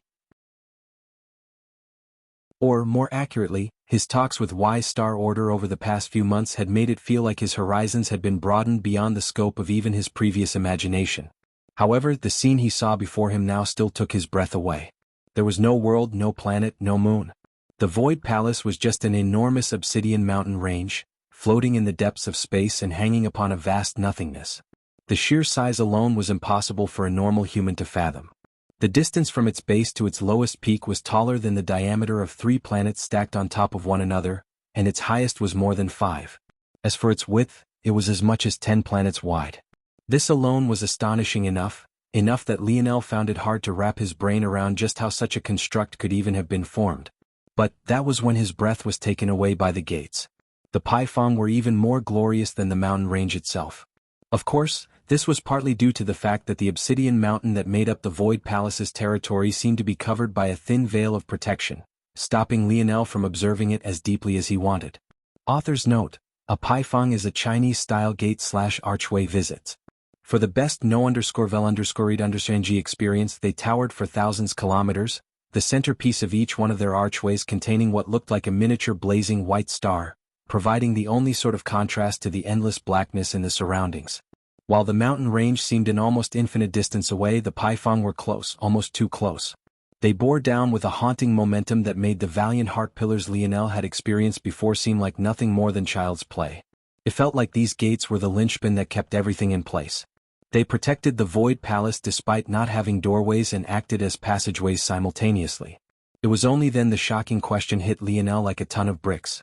The mountain was over there and the gates were there, but they all hung in a vast and empty space. So what the hell was he standing on? Lionel looked down, his pupils constricting when he realized that he wasn't standing on anything at all. There was nothing between him and an endless abyss. Usually this wouldn't be a big deal. After all, in space like this, there shouldn't have been a need to worry about gravity inevitably leading him to a crushing death. But he could very clearly tell which way was up and which way was down in this place. Just what was going on. Visit. For the best no_vel_understood_ng experience before Lionel could think about it any further, the closest Paifang word to life, the shadow of several figures stepping outward. Lionel couldn't seem to see through any one of them, but he could tell that each one was unfathomable. Orinik and the other envoys seemed to be snapped awake right that moment, hurriedly bowing in greeting. However, these figures didn't spare them a single glance as a woman at the center of them all frowned deeply, her gaze having been locked onto Eleanor the entire time. What is the meaning of this, Eleanor? Your sector is several months late.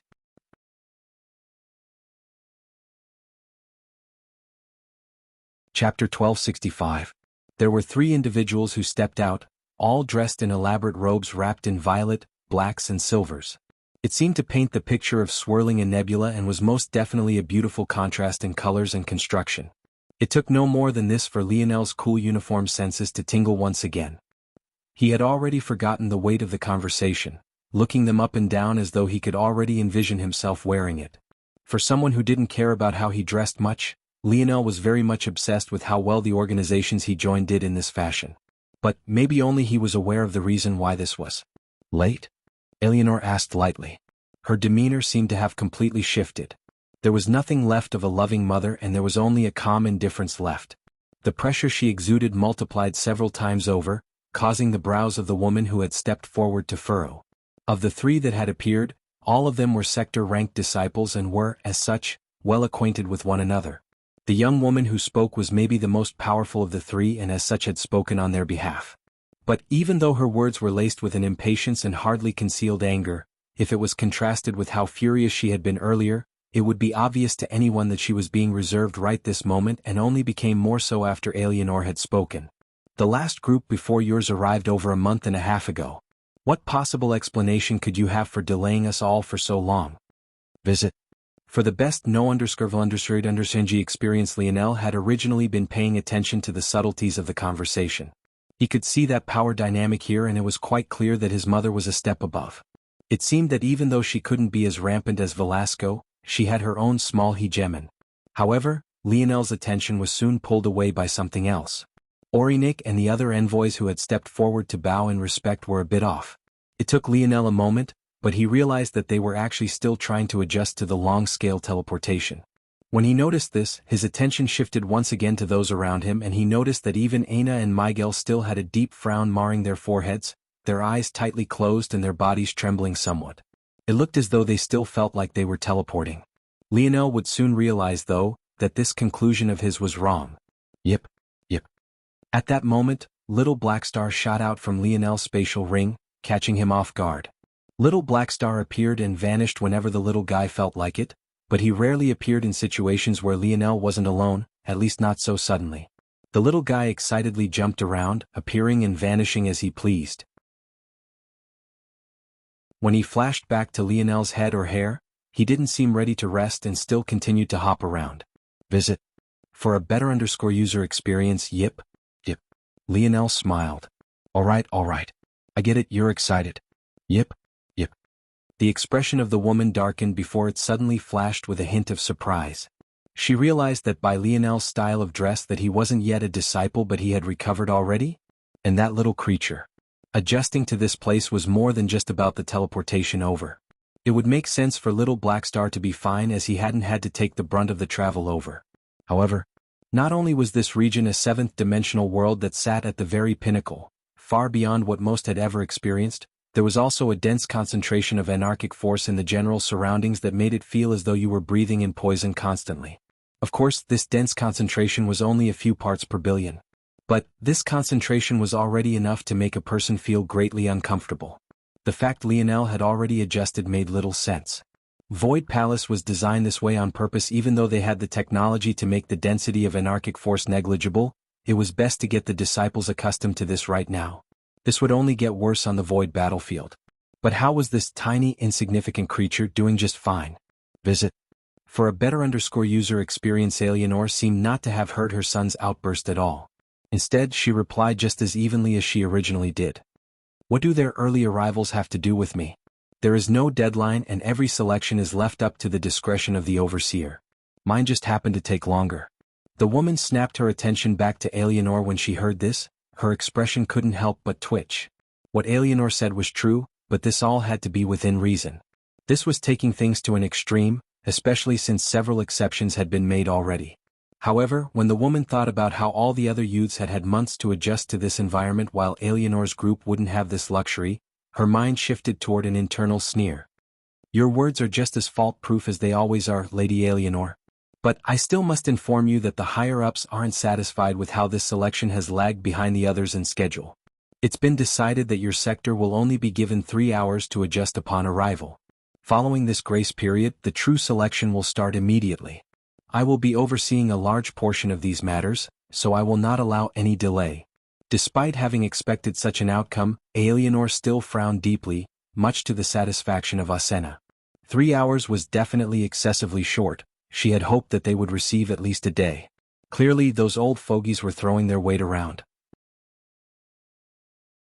At that moment, though, a flash of violet caught Eleanor's attention out of the corner of her eye. She looked over to find her son twirling the heavy amethyst token as though it weighed as light as a feather, dancing it between his fingers with a deft skill only possible by someone with an impossibly high-grade designation. Visit. For a better user experience, the token flipped in the air and a satisfying slap was heard as Lionel caught it again. His gaze twinkled as his mind drifted to the moment Aina had handed it to him. Then he smiled confidently. "Leave it to me, Mom."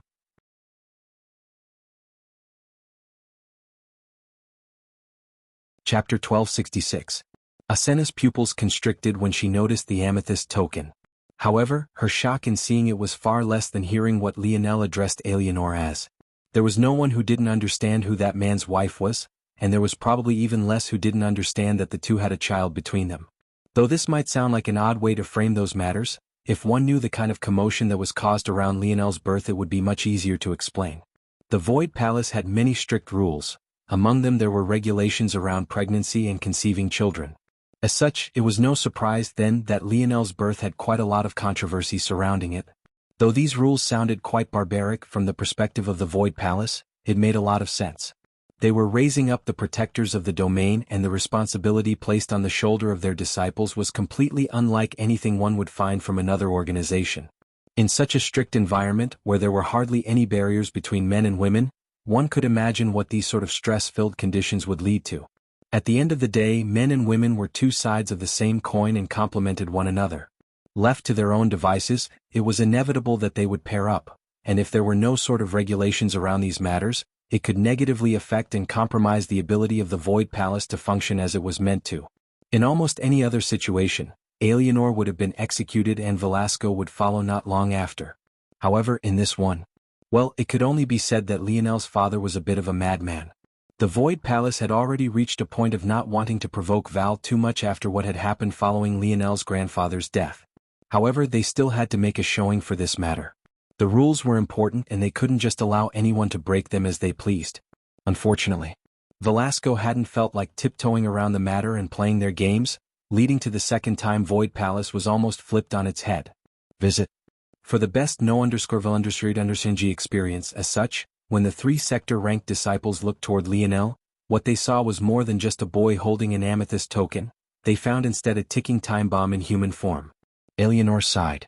Lionel could have easily kept these matters to himself for a longer period of time. It might have been more advisable to do so, and it would have made certain things far easier. But he had actually purposely chosen this route. Well, never mind. He's so adorable when he calls me Mom. A smile bloomed on Eleanor's features. With a wave of her hand, the struggling youths were cradled by a gentle energy and risen into the air. They were so supremely focused on regaining control of their bodies that they didn't even notice the change. Well, you've heard my son. If you're finished now, you can move out of the way. Eleanor walked forward without another word, guiding the youths into the gate. Lionel, who followed after her, took another look around, a curious glint in his eye before his gaze fell on Asena. For some reason he felt the need to memorize her face. Beneath Lionel's scrutiny, Asena's frown deepened, but the smile on his face couldn't help but remind her of a certain man, a reality that only made her pretty features snarl a bit. Visit. For a better user experience, Lionel didn't miss this change at all and even felt somewhat inwardly amused. He had a few guesses as to why this woman would react this way to his face despite how polite he was being. Still, he didn't lose his smile. My name is Lionel Morales, nice to meet you, Overseer. Thank you in advance for your future impartial judgment, and I'm sorry about the long wait. I'll do my best to make sure we fall more in line with the coming rules. Asena was stunned for a moment before she realized her reaction was a bit off. But that only made her stern expression become somewhat of a blush. Damn it, this little brat is just like his playboy father. Lionel nodded in respect to the two men by Asena's side before continuing on after his mother. Though her face was looking away, the smile on Eleanor's face could hardly be contained. Deep within the Void Palace, the arrival of Lionel and his mother didn't go unnoticed. With how important this location was, it was simply impossible that anything could slip their attention. From the moment the portal had been formed, they were already aware of who was coming, how many there would be, and how powerful they were. It seems like that day has finally come. The latest _AP_SODIs are on _the website. An aged voice spoke into the shadows. The room made the concentration of anarchic force in the surroundings of Void Palace look like child's play. However, these were among the most valuable training rooms of the organization.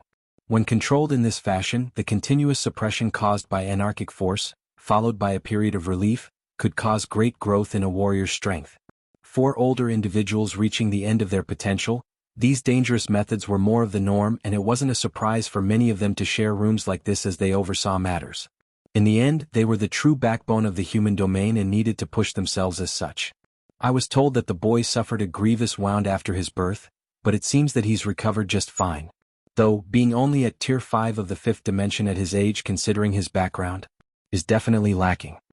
Another silence fell over the room before another spoke. Send Cornelius to oversee these matters. This generation is a bit too volatile. Hums of agreement resounded. But, under a layer of their ambience was a silent and tacit understanding. They were all aware what a volatile generation like this one represented. Visit. For the best no_vel_underscore_g experience.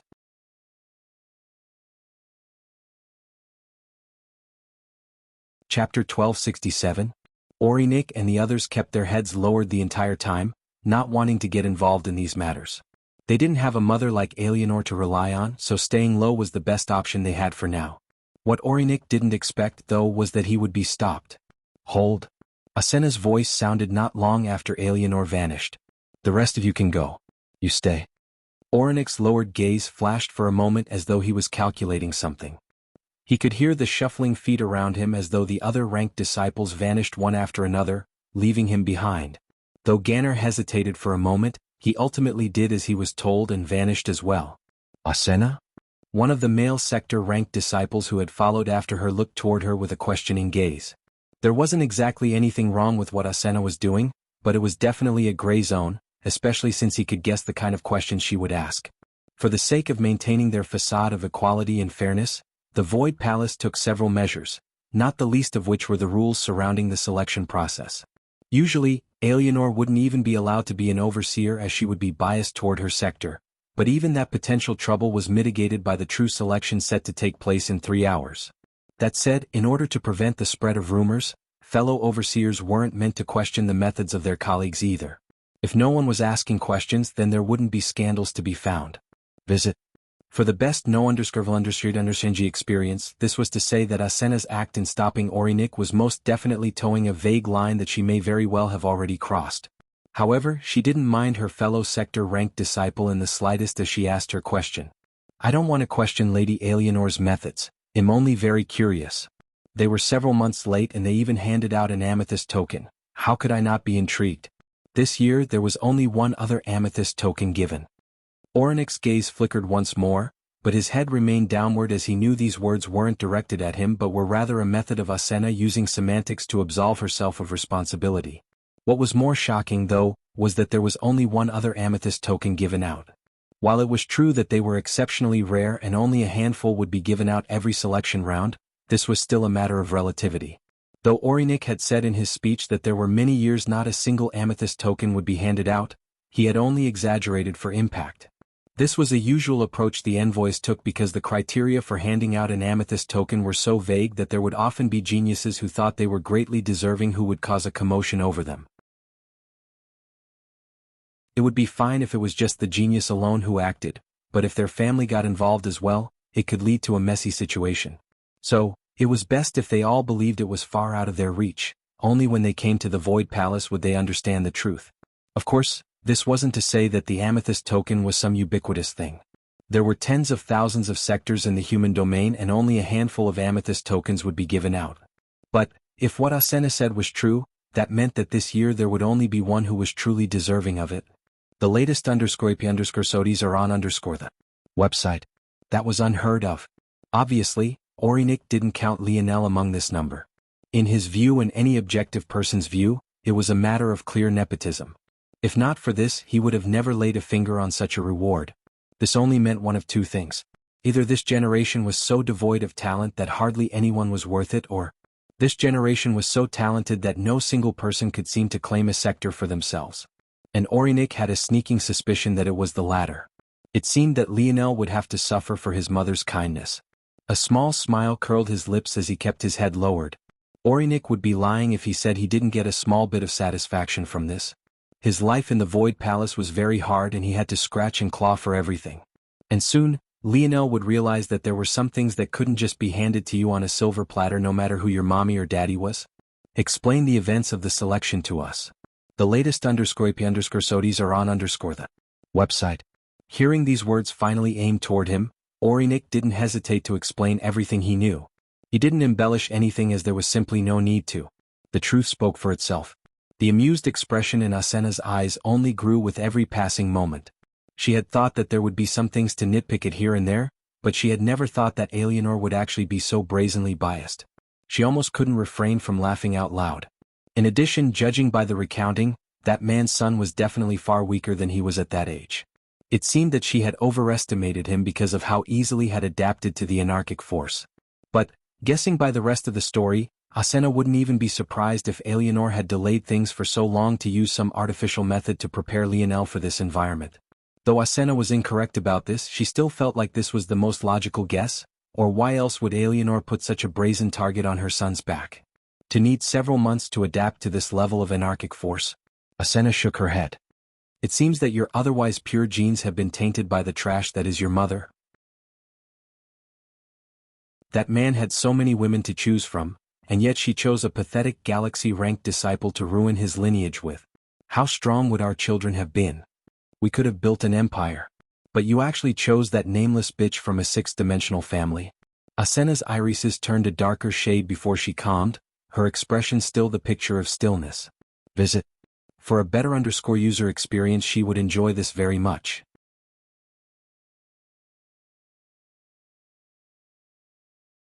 Chapter 1268. Asena didn't interrupt Orinik at all, allowing him to speak until he finished the final word. By the end of it all, even the more neutral male sector-ranked disciples had weird expressions on their faces. It was clear and obvious that Alienor had gone too far. Even though the requirements of the amethyst token were quite vague, they were obvious enough to draw a clear line far ahead of where Lionel stood. Once Orinik finished, Asena smiled.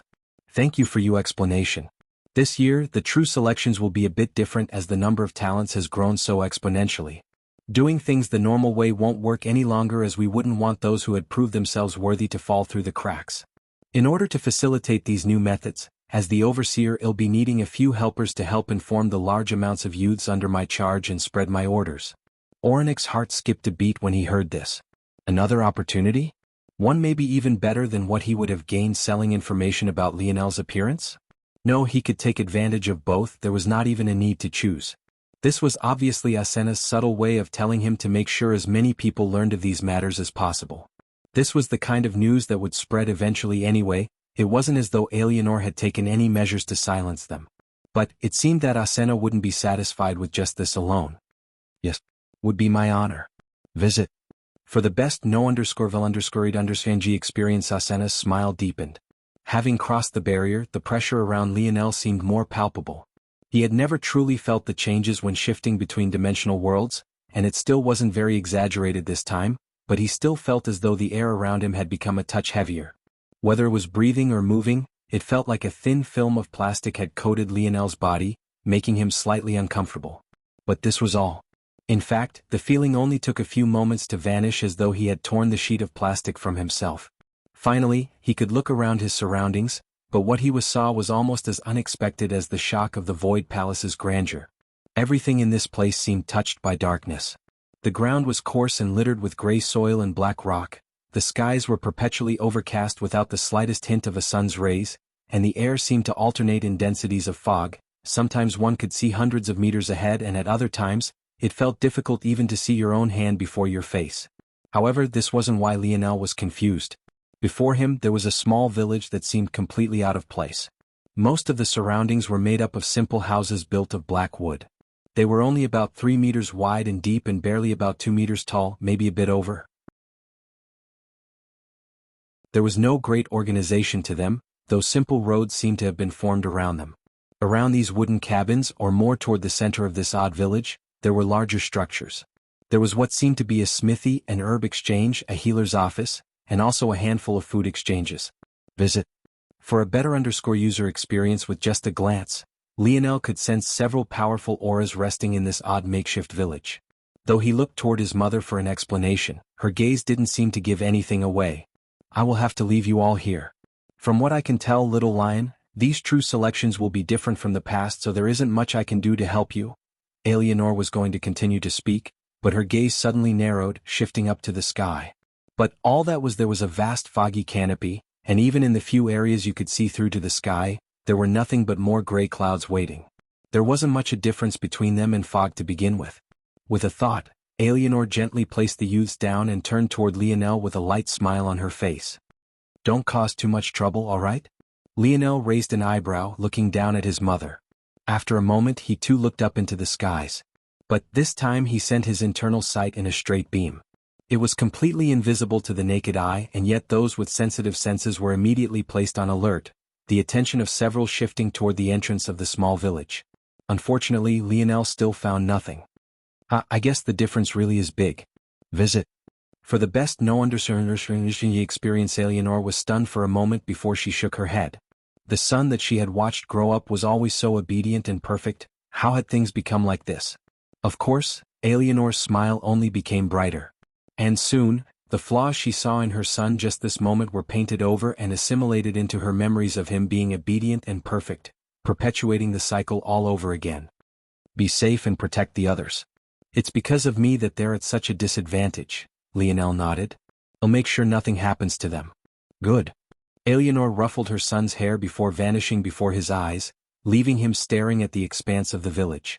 Up in the skies, a man with a face obscured by a mask stood, his robes fluttering and his eyes narrowed. While it was true that Lionel hadn't been able to sense him, that beam of internal sight had gone right through his forehead. With how vast the skies were, and how thin Lionel had made the line, the odds of such a perfect strike was completely unfathomable. There was no coincidence, he had done it on purpose. Visit. For the best no understanding experience, this brat is just as arrogant as his father, still unwilling to take a loss. These matters will be annoying to deal with. Cornelius mumbled to himself, his voice deep and grating.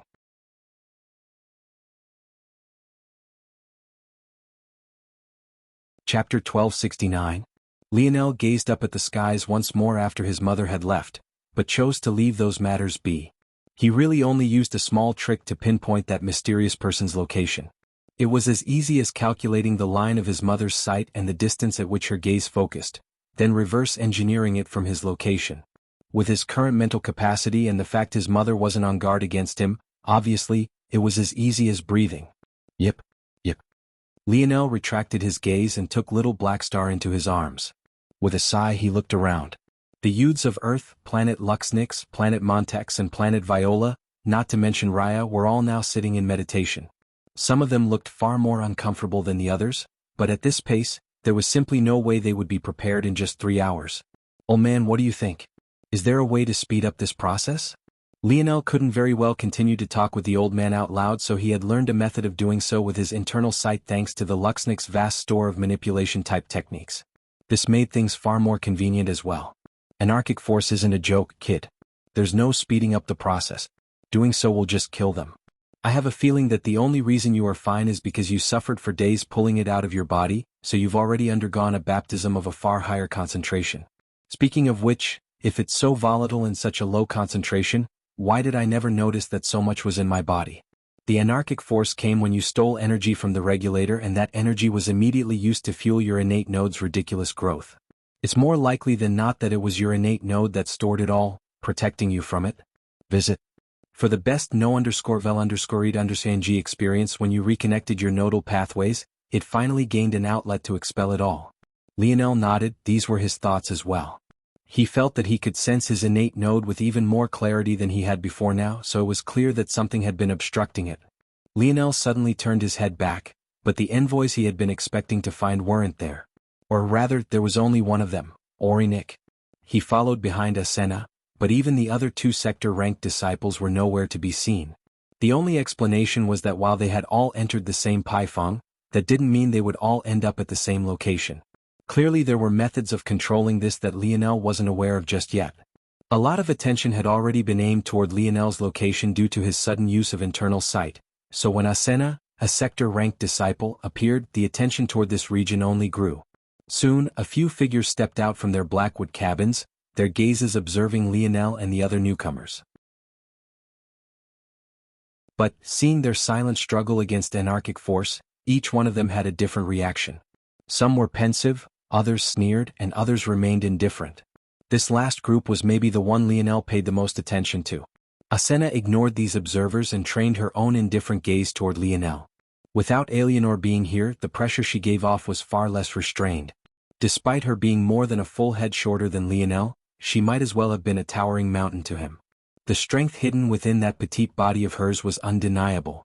At that moment, though, something Asena hadn't been expecting occurred. A young lady that dwarfed her beauty in every way, shape and form appeared by Lionel's side.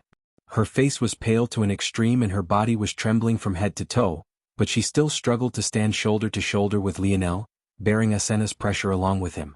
Visit. For the best no_underscored_understand experience, it felt that everyone's attention was immediately diverted to this young woman. She looked like the perfect image of a gorgeous fairy, her black hair falling like a glistening waterfall and her golden irises flickering like two radiant stars. In this bleak atmosphere, she looked to be the only light. While everyone else was enraptured, though, Lionel frowned. You haven't adjusted yet, go back and meditate. Aina didn't take her gaze away from Asena immediately. But, we don't have time. Aina said lightly. You'll have all the time you need. Aina's gaze finally shifted away from Asena to meet Lionel's. Her lips gave way to a smile, her pale expression making her look like a frail flower one should protect with their entire being. Yes, my king. Aina obediently turned back and returned to her meditation, her beautiful voice being carried by the wind and making the day seem just that much brighter. Toward her actions, though, despite his expression not showing it, Lionel could only smile bitterly on the inside. The latest _IP_SODs are on _the website. No matter what his mother did, there would never be any greater aggros than a woman with beauty beyond words. Just the act of Aina stepping to Lionel's side had already lit a fire in several eyes. However, her form of address to him was like a barrel of explosive oil poured over it all. Lionel's gaze turned back to Asena, meeting hers. A flicker of red and violet danced in his eyes, his king's might swimming between tangible and intangible. The momentum Asena had built up seemed worthless. Asena's gaze narrowed. But, once again she inwardly found another opportunity. A generational goddess was more motivation for some than even an amethyst token.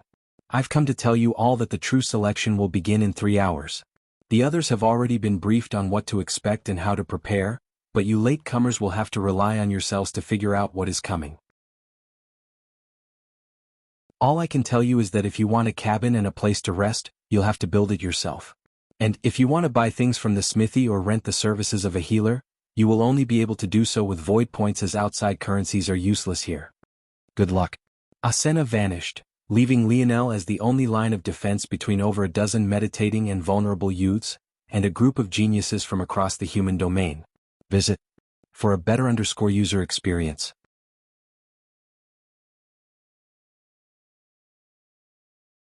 Chapter 1270? Lionel turned his gaze away from the youths before him. He couldn't just leave them here, but it seemed he would have to if he wanted to find out what was going on in this place. There was no way he could trust these people who had a vested interest in having as little competition as possible with the well-being of his people. Blackstar, you stay here and protect them. Yep. If anything goes wrong, you can just reach out to me. I will return immediately. Yep.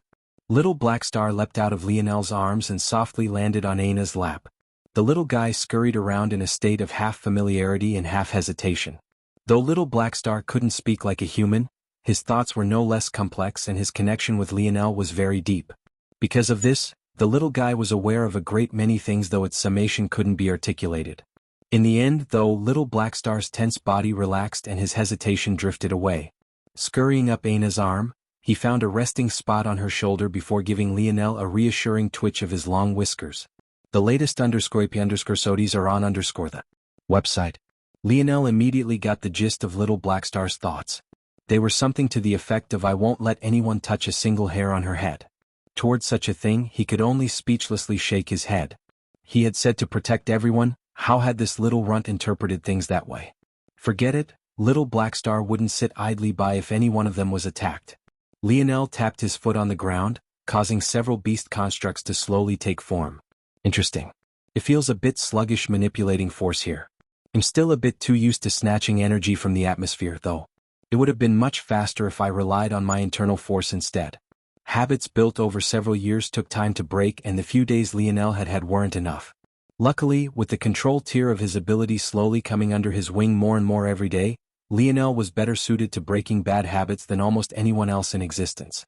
The beast-constructed Lionel formed were practically invisible to the naked eye and relied on a lot of the concepts he had used in forming the spider-beast construct he had prepared for Aina's father. But now, they only had a small amount of spatial properties but were mostly designed to be Lionel's eyes and ears. Once this was finished, Lionel turned toward the village once more, strolling forward. However, he had only made it to the line of the outer borders when he suddenly found that his road forward was blocked by a singular young man. Visit. For a better user experience, nothing in particular stood out about this person. He had normal black hair and he wasn't too tall, being a head shorter than Lionel himself. He had a broad and stocky build and made his shoulders appear to be quite strong, and his irises seemed a bit blacker than would be natural, but considering the low light of the surroundings, it could have just as easily been an illusion of the eye. Still, he stood before Lionel quite confidently, his expression not really giving much away. Lionel towered over him, his hands carelessly loose within his pockets.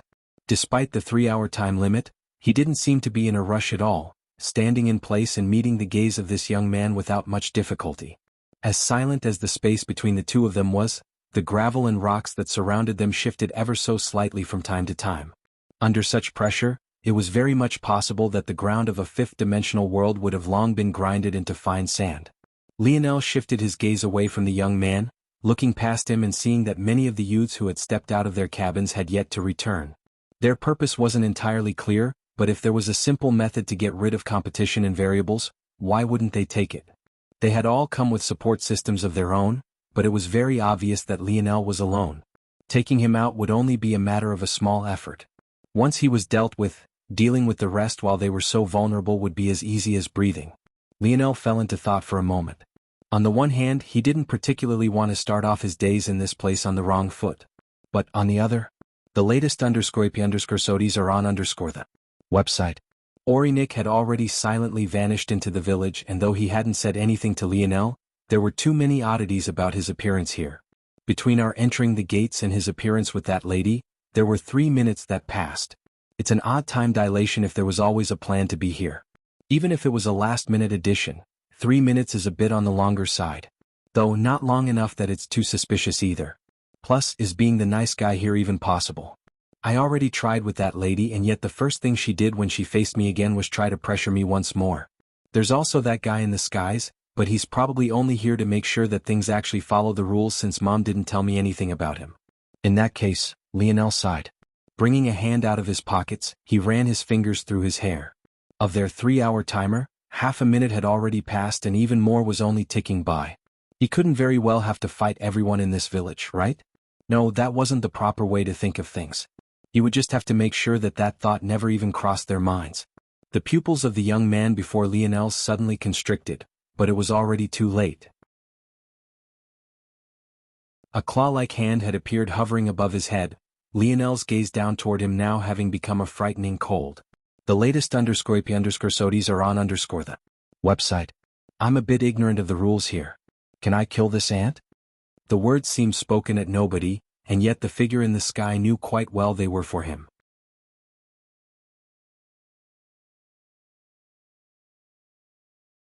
Chapter 1271. The young man had no idea when Lionel's hand had appeared above his head.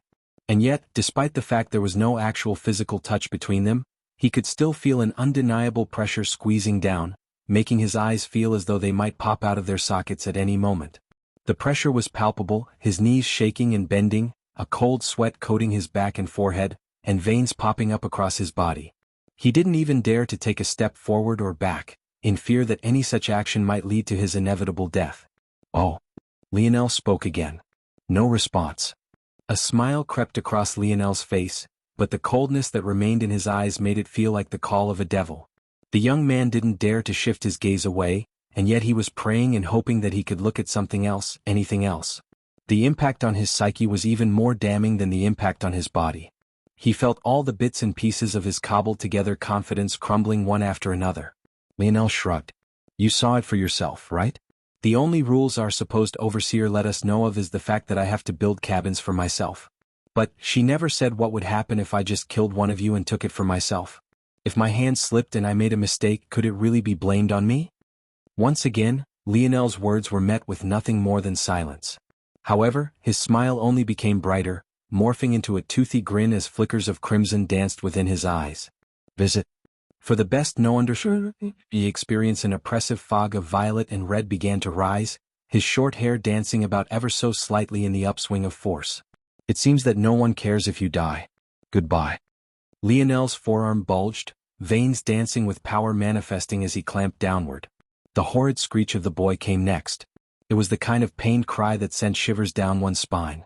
In many ways, it only made it worse that he was facing away from the few spectators that remained. Their own imaginations filled in the blanks for what kind of horrible expressions he was making with his head under that kind of pressure. "That's enough." The voice was calm and unhurried, and yet enveloped the whole of the surroundings. Lionel's strength was snuffed out with a slight breeze, vanishing as though it had never been there. Even he couldn't help but be surprised. To eliminate someone's strength like that without hurting them in the slightest was definitely a shocking feat of skill. Lionel was very much impressed. "Visit." For the best no understanding he experienced, the young man collapsed to the ground, holding onto his head as he bled from his eyes, nose, ears and mouth. He looked as though he had been tortured for a millennia and no longer had the strength to pull himself back together. However, Lionel wasn't paying attention to him in the slightest. Instead, he had turned to gaze toward the sky. Though the man was still much too far away to be seen by the likes of them, Lionel could finally make out his presence. The Void Palace has a strict mandate against killing. Its foundation is built upon creating the future leaders and protectors of the human race. You can push one another and battle for supremacy, but death will not be tolerated. The voice and the man's presence vanished after this. In truth, Cornelius really thought about letting Lionel kill the young man. If that happened, even though they wouldn't be able to punish Lionel the way they normally would due to the circumstances surrounding this matter, they could still expel him. That much would save them a great amount of headache in the future. But in the end, Cornelius chose against this line of action. Petty tricks like this only worked against those with backing they could ignore, and only further with those who actually cared about semantics and curving around the rules. That man, though, didn't give a damn. "Visit." For the best no understanding he experienced, Cornelius' gaze shifted toward a certain direction, landing in an inconspicuous place. It was only for the briefest of moments, but Asena felt as though her head had been dunked into a vat of dry ice. Her body tensed up, and even long after Cornelius had turned his gaze away, she still didn't dare to make any sudden movements. "That brat actually dared to use me in this way. Just give me one slip-up, just a single one, and he'll make sure to spank you well in your father's stead." Cornelius hadn't had such an immature thought decades and didn't even realize there was anything wrong with it until several days later. Unfortunately, over time he would soon learn that this was just the kind of effect Lionel had on people. Lionel smiled brightly on the ground. This time, the coldness that had suffused it was nowhere to be seen. However, the fact there was a young man writhing in pain on the ground before him didn't help his image very much at all. "Thank you for your guidance." Lionel respectfully thanked the invisible man above him and stepped over the young man who was still clinging to his head. "That's one minor problem dealt with, but I still didn't end up getting an explanation for everything else. It seems I'll still have to find out for myself." Lionel's gaze quickly swept the village and he entered. The latest _IP_SODIs are on the website. He noticed a sign to the side that read, Village 0012. It was likely then that this was just one of many. However, whether that meant that the true selection would only encompass this one alone, or incorporate the others as well, was a relative unknown to him. "I guess I should check the smithy first?" I don't think there's much of a point in building cabins now, at least from my current understanding. What good is a house you can only use for 3 hours? But if there's a reason I should, then that answer would be found there. It's too odd that a culmination of geniuses from across the human domain, most of whom come from wealthy and well-off families, would need the services of a smithy at all. There's got to be a reason for that.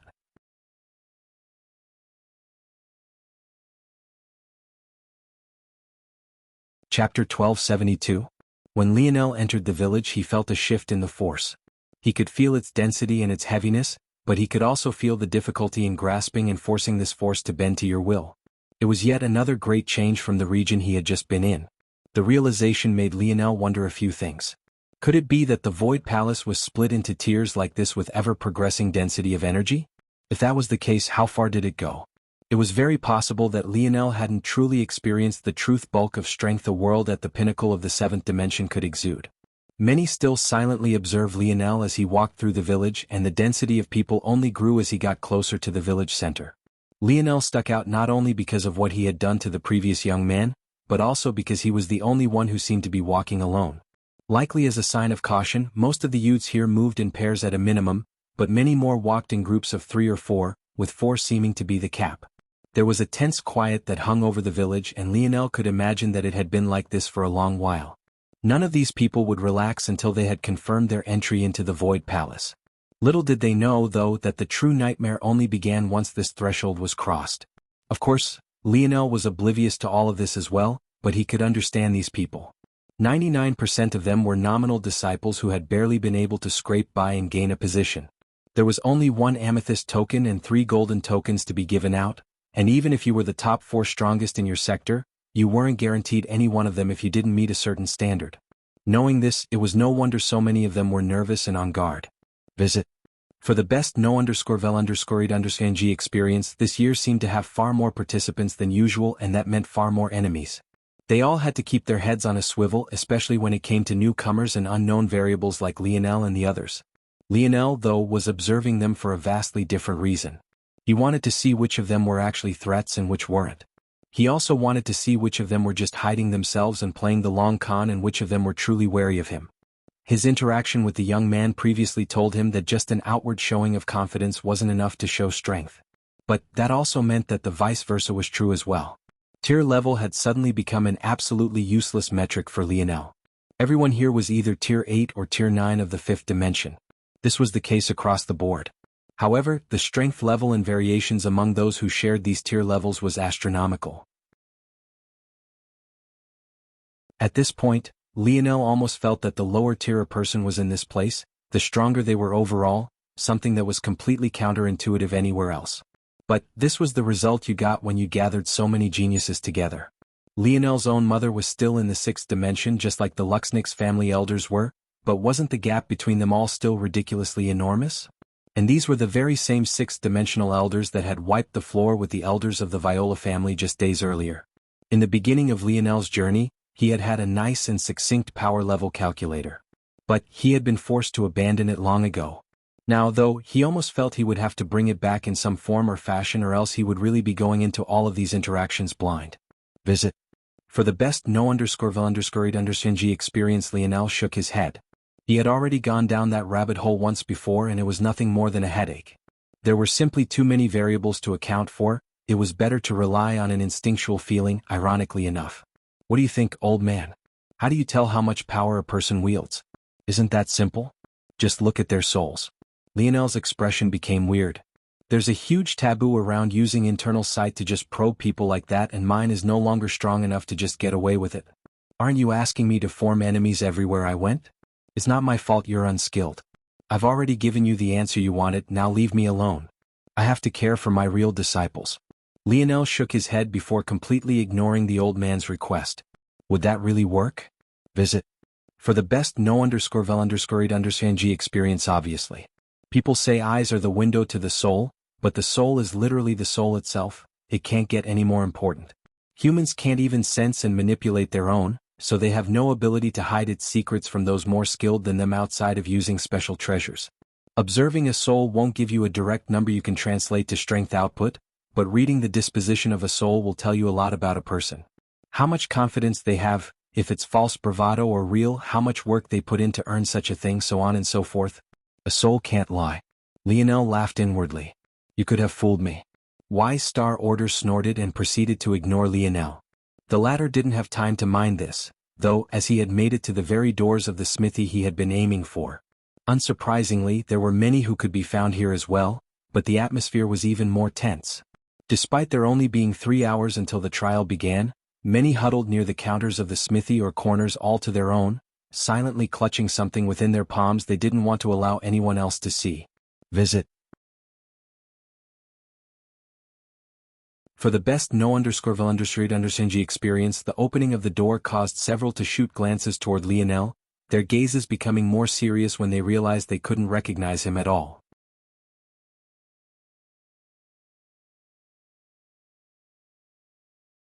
Chapter 1273. The more Lionel saw of this tense atmosphere, the more put off he was. He could even feel some of these reservations beginning to press upon himself as well. It was simply human nature to follow along with a crowd. But, the oddity of it all was that a genius didn't usually fall into such things so easily. Lionel couldn't help but wonder what could have happened to such a large group of geniuses for the blades to dull to this extent. What had he missed in these last few months? The smithy had 3 main counters, none of which seemed to be markedly different from the others. Behind each of them, one stoic individual stood. All 3 were men and completely shirtless. Whenever someone came forward, an odd-looking spatial ring would be handed over, the man would then disappear behind the curtains to their back, only to return several minutes later with the very same odd spatial ring. The client in this case would hurriedly take the spatial ring away and rush out of the smithy with their heads lowered. The truth was that the only reason Lionel was able to tell this was a smithy as all was because he was quite sensitive to such things. Though the curtains were embedded with force arts that muffled sounds and blocked force, Lionel could practically smell it in the air. But that once again left him baffled. Do they really need weapons to this extent? Unless, Lionel's gaze narrowed. With a thought, he flipped a palm and a weapon appeared within it. This wasn't a weapon that came out of the spear domain. Rather, it was one of the prototypes he had formed to prepare for practicing with his Scarlet Star Force arts. Visit. For a better user experience, there wasn't anything special about the material other than the fact it was 6-dimensional. It was only a material of this level that could withstand destruction characteristics for a long enough period of time for Lionel to make use of it. For a long while nothing happened. Several flickering gazes landed on Lionel right then, but each of them turned away just as quickly as though they were scared that others would get the wrong idea. Even after several minutes passed, nothing happened. But Lionel's expression only became more serious. He reached forward with his other hand. With a slight bend of his wrists, snap. Just like that, a perfectly primed and ready 6-dimensional metal snapped like a twig. Nothing seemed wrong with it initially, and yet it had already crumbled from the inside out.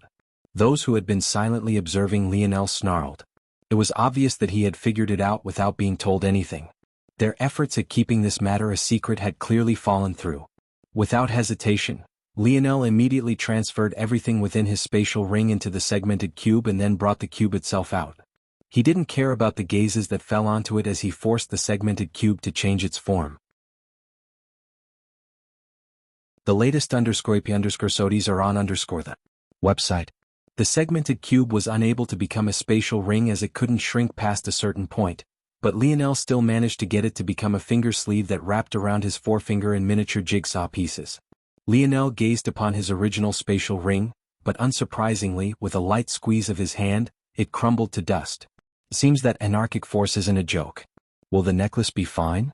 Lionel turned his attention to the necklace that held Wise Star Order and then the necklace that held the golden-scaled koi fish. After a few checks, he realized that they still managed to maintain their structural integrity, at least for now. He would have to pay attention to this. The chain that held the golden-scaled koi fish up snapped under a pull from Lionel before crumbling to dust. However, the ocean drop vial was perfectly fine. It seemed that only materials that had a certain standard would be able to survive in this environment. It was likely that even clothing wasn't safe. Lionel cast another glance and realized that everyone was wearing the same uniform. He hadn't thought about it much because this was an organization after all, of course they would have the same uniforms.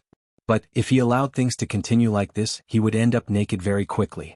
The anarchic force seems to work slower on normal fabrics because there's no force to feed off of. But it'll only be a matter of time before all our clothes crumble to ash. Lionel thought back to all those men who were still eyeing everyone he had brought and suddenly understood that maybe their intentions were more perverted than sinister. Visit. For a better user experience seems they'll either need to find a method to gain uniforms or at least build cabins so that everyone can maintain their dignity. Lionel had a feeling that the Void Palace wouldn't be giving out these uniforms free of charge. When one thought about it, what better way would there be to make such a large population of geniuses feel so timid and reserved? These sadistic bastards. Lionel almost couldn't refrain from laughing. They wanted to cut everyone down a peg, so they stripped them of their clothing and made them fight for scraps. Lionel had been able to figure out the problem quickly, but what about the others? There had probably been a time here where everyone was forced to use rocks and planks of wood to cover their decency. How could you continue to be arrogant, prideful and haughty under such circumstances? It was even worse that Lionel and the others were only given 3 hours. At this pace, their clothes would be nothing more than ash by the time the true selection started, and then what? They were meant to participate naked? Visit. For a better user experience, Lionel's amused gaze flickered with a cold light. He didn't actually care about being naked or not, but for some reason this still made him angry.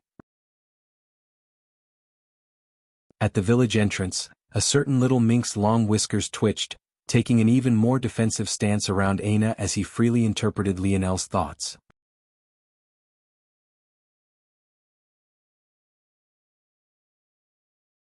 Chapter 1274. Lionel closed his eyes, taking a small breath. When he opened them once more, he had regained his focus. He was at least 90% certain now that one of the main tasks he had to accomplish in Village 0012 was to earn a uniform. But he not only had to do this for himself, but also another more than dozen individuals. However, if there was one hidden pitfall, Lionel would be foolish to believe that there wouldn't be another, especially after spending so much time with Wise Star Order. With a sharp eye, Lionel proceeded to visit every shop. Soon he found out just how correct he was. There were pitfalls to be found in every one of them. The second and most obvious issue was water and food in general. The food stores were clearly the only way to guarantee healthy sources of nutrition.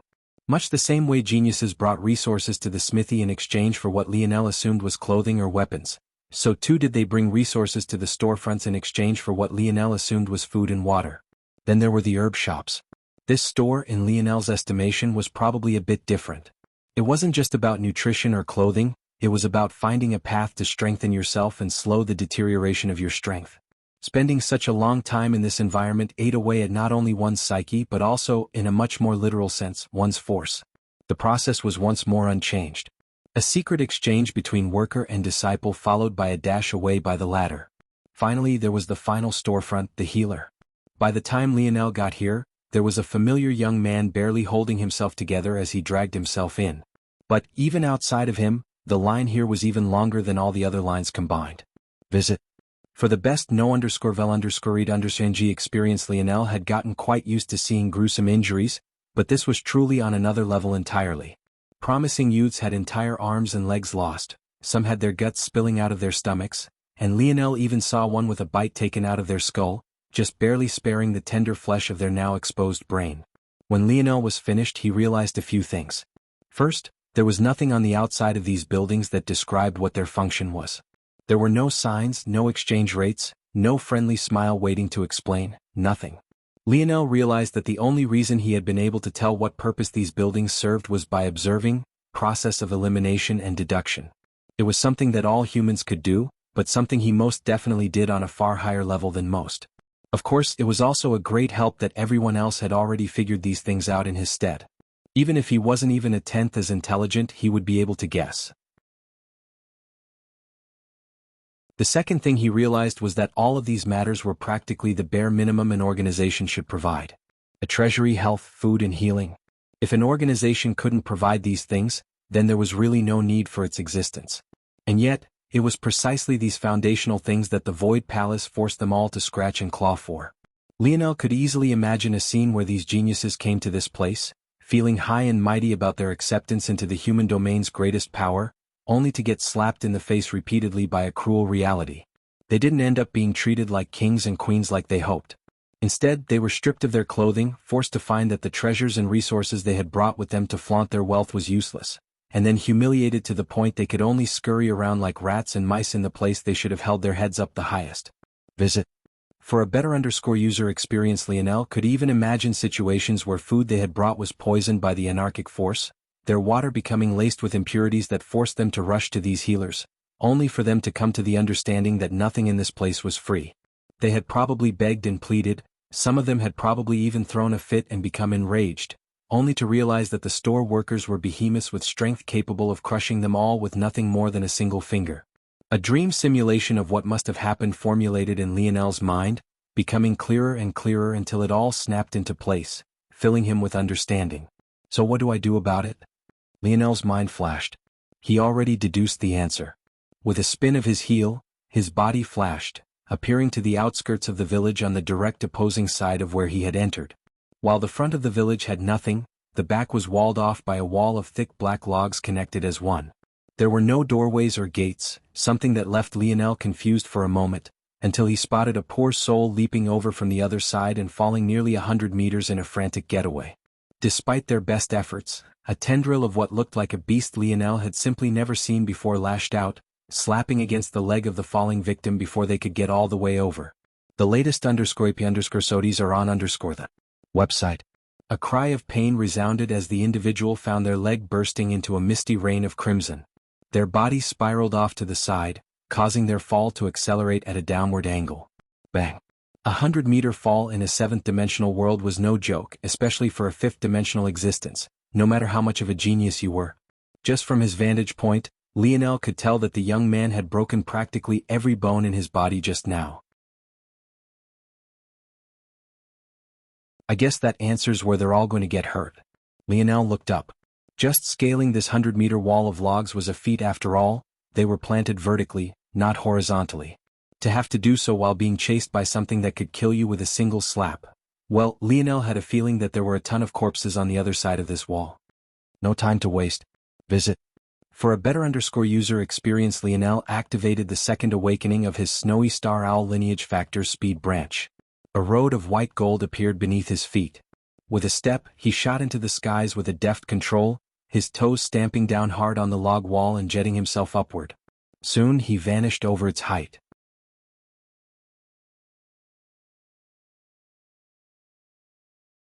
Chapter 1275. He left? Already? Is he an idiot? They only have 3 hours left. What choice did he have? A laughing voice responded. The location was Village 0012 within a cabin built much larger than most of the others around it, though the craftsmanship was shoddy. It was clear that the original cabin had been built much smaller before its owner grew more confident and began to put in additional add-ons. There's no use in rushing if you're just going off to your death. At this point we might as well not even waste our time. He'll get himself killed. I don't know how he accustomed himself to the anarchic force so quickly, but the concentration here and the concentration in the forest are on two completely different levels. Within the cabin 2 young men sat. They seemed like oddly matched mirror images of one another. The look might have been absolutely perfect had it not been for the fact they wore the exact same uniform everyone else did. One had a head of white hair and black eyes while the other had a head of black hair and white eyes. The former had skin as dark as night while the latter had skin as bright as day. However, maybe the most interesting thing about them was that their features were identical down to the individual strands of hair on their head and up to the slight slant of their smiles. These two were from a very prominent family of the 7th dimension, the Libra family. If this family were to be put on a scale of 1 to 10, where 1 would be the weakest families of the 7th dimension and 10 would be the strongest, they would likely fall between 7 and 8. Simply put, having disciples enter the Void Palace wasn't rare for them in the slightest, and this was especially so with a pair like these two. The white-haired and dark-skinned brother, Juan. The black-haired and light-skinned brother, Droit. The latest _sodies are on the website. The two had obviously planned to do something to Lionel if for nothing other than to whittle down the competition a bit more. However, it was also clear that they felt that Lionel was unworthy of the emphasis they were going to give him judging by his choices alone. The truth was that the only ones still scrambling around and trying to drudge up void points now were those who were at the bottom of the totem pole to begin with. Those who were confident in themselves were resting and waiting for the 3-hour limit to be completed. Knowing that, if Lionel wasn't a threat, why would they waste their time risking their peak condition for the coming true selection? It was best if they saved their resources and strength. At that moment, though, an unexpected knock came from the door. The 2 brothers met each other's gaze before putting up their guards. Just because they didn't see Lionel as a threat, didn't mean that there would be other threats to watch out for.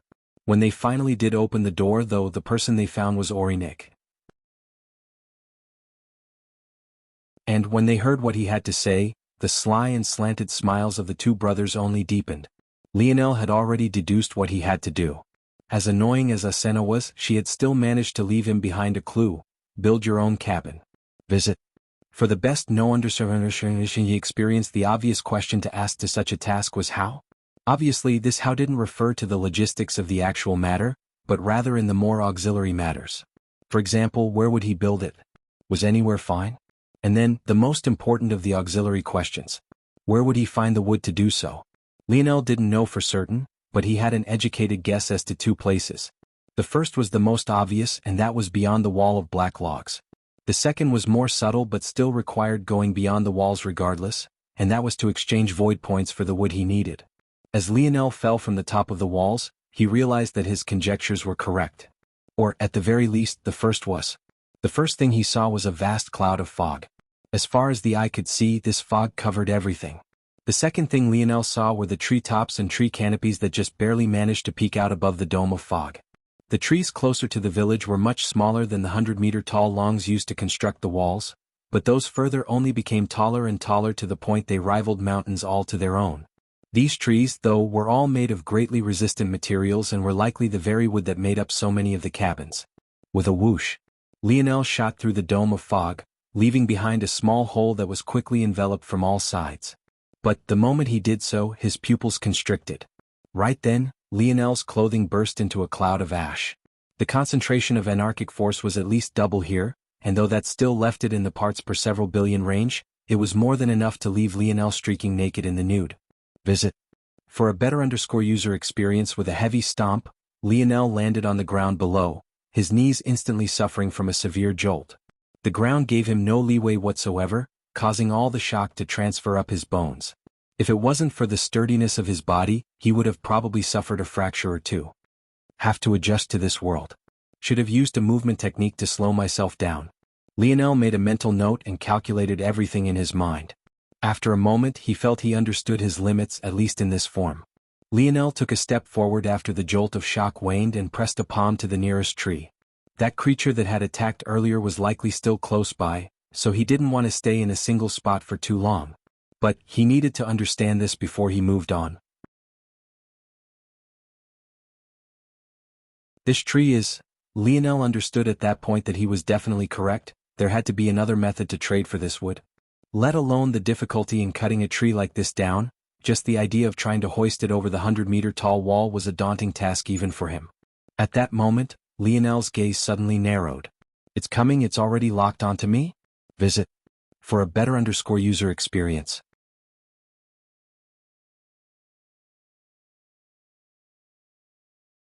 Chapter 1276.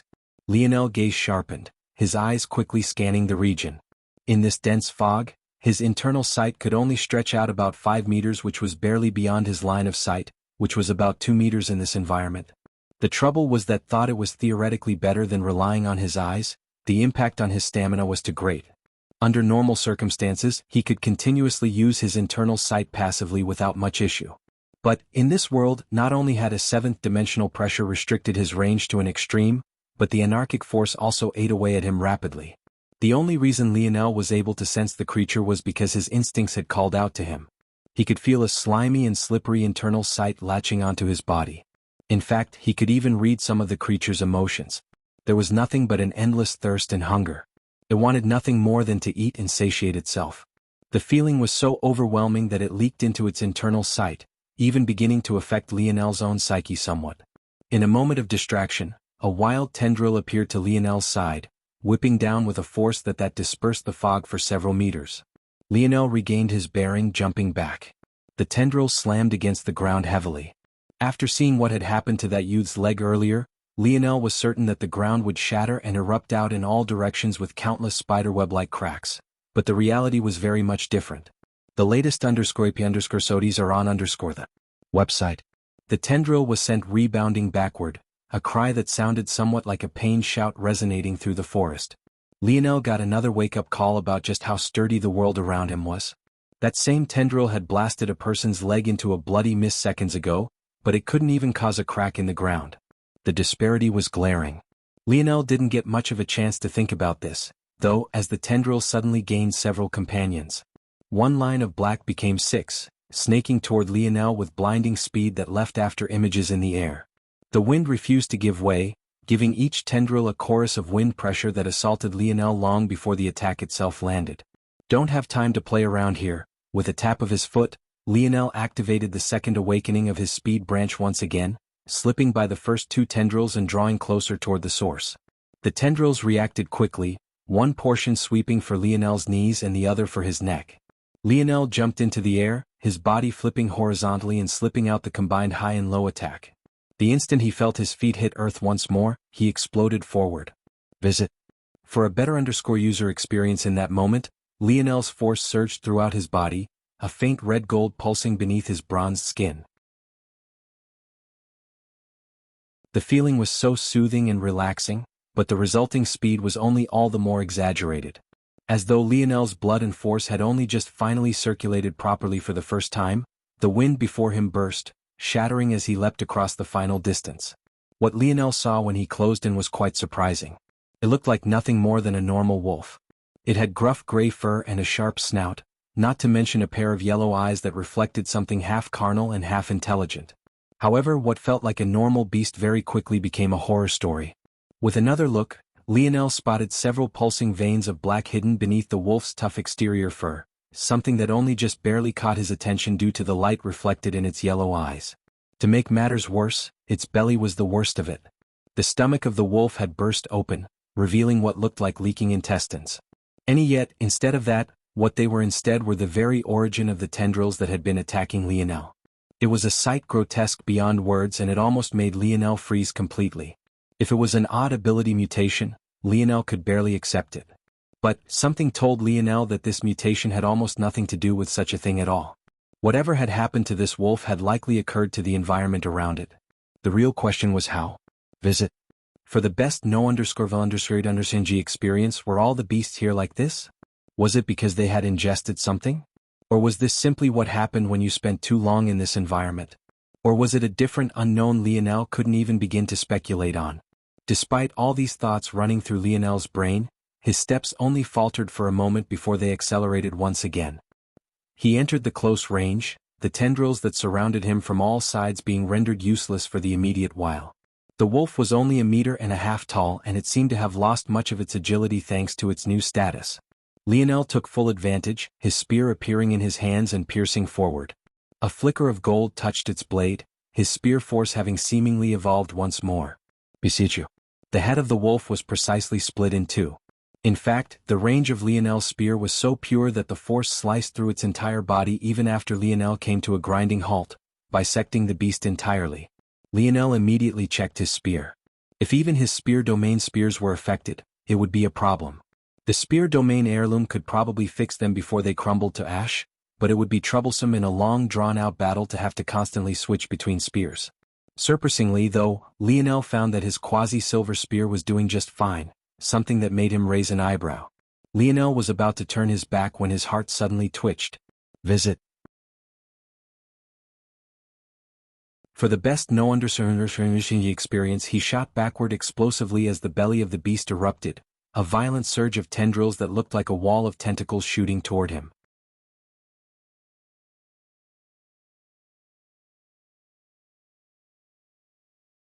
Chapter 1277. Lionel's expression turned cold. He thought of many possibilities, most of which centered around a parasitic organism of some sort. Regardless, he would probably have to narrow down exactly what was going on here later. But first, shoring. Lionel's spear shifted to one hand as he fell backward and activated. In the next moment, his arm's speed flourished, leaving nothing but a blur in the air as it crisscrossed through the dispersing fog. 5 lines were drawn in quick succession, forming the image of a star that shot forward. The wall of tendrils was minced to pieces, sliced apart until nothing but half-dead wiggling worms of black danced about the forest floor. Lionel retreat slowed, his mind still on full alert. That technique was technically a sword technique, and he could only execute it with the proper nimbleness if he used a single hand, but it had most definitely done the job. When he had the time, he had to see if the bronze tablet had spear techniques within it that he could use. But for now, this would have to do. After a few moments, Lionel felt confident in the fact there wasn't a next attack coming. The increase to his spear force's strength was far beyond his expectations, but this was definitely a good thing. It felt like his was infinitesimally close to level 3 despite only having recently grasped level 2. Lionel leapt forward, dancing around to avoid touching the tendrils and landing by the corpse of the wolf. He inspected everything from head to toe, but the conclusions he came to were each more baffling than the last. Firstly, this wolf was only at the Tier 1 level of the 5th dimension. The fact it had such strength at such a low level made Lionel several points more serious. It had looked easy for him to defeat, and it was, but when framed to the power level of this wolf, Lionel could be said to have struggled. Visit. For the best no_vel_read_g experience. Secondly, the tendrils didn't really seem to be a parasite, it and the wolf were one entity. No matter how much Lionel looked, he couldn't find a separation between the two. That last attack must have just been a final desperate attempt by the wolf to feed itself, but it only quickened its death. And that led to the third shocking realization. Even after bisecting the wolf in two, it had actually not died. In fact, if Lionel was correct, that last burst attack did more to push it toward death than his spear strike had. What a weird beast. Hey old man, you probably know something about this, right? Asking me? You know this is cheating, right? Nonsense. This is called using the resources you have at hand. They didn't come and take the segmented cube away from me even though it can survive in this environment, so clearly there are some not so fair rules at play here. Whatever helps you sleep at night, criminal. These are cursed beasts, they're very common in regions with dense anarchic force. Why's that? I thought anarchic force swallowed things. How could it lead to such mutations? The main issue stems from how it reacts with materials and the environment. Within a certain threshold, anarchic force can be resisted. That's why you're not all dead just yet. However, at these concentrations, all sorts of imbalances of force can be created. When you take a higher dimensional herb with fantastical abilities, and you strip away just a portion of the forces that allow it to create those magical effects, then those magical effects can mutate into something completely different. It can make a medicinal herb poisonous, it could make a strengthening herb give you an extra limb, it could even do the opposite sometimes and make a bad thing good. The latest _AP_SODIes are on the website. Beasts tend to strengthen themselves by feeding off nature, so they'll suffer from this far more than humans would. It takes expert craftsmen to be able to use materials infected by anarchic force to produce wanted results. Lionel nodded, thinking back to the storefronts of Village 0012. These matters were definitely related. Those weren't just workers, they were skilled crafters, all specialized in working around anarchic force. However, this isn't the sole reason for these mutations. The way beasts strengthen themselves is different from how humans do so. They rely much more on their instincts, and the balance of force in their environment is very important. In a lot of ways, they're like the herbs they consume, relying on very precise measurements of force that anarchic force can easily throw off. With enough time, most end up killing themselves. But those that survive will be far deviated from the creatures they started off as, and they'll also tend to be far more powerful as well. Lionel's brow shot up. Little black star.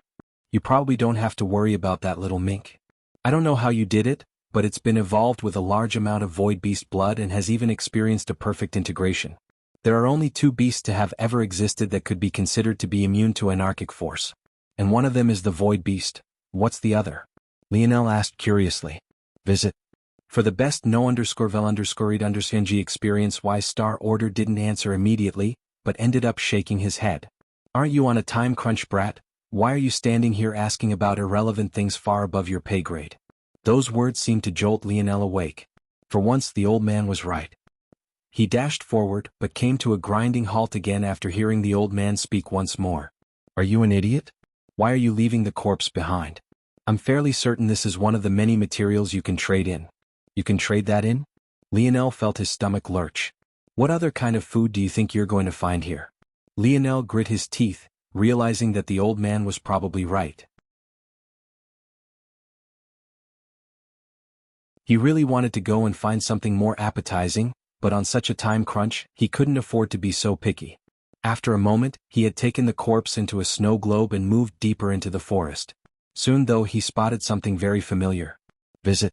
For a better user experience, on an oddly shaped plant just ahead, numerous oddly shaped ring objects hung upon it like ornaments. Lionel recognized them immediately. These oddly shaped rings were the very same weird spatial rings he had seen everyone using back at the village. For some reason though, the air felt particularly dangerous in this region. The pull of spatial force was especially strong, as though one wrong step could tear him to pieces.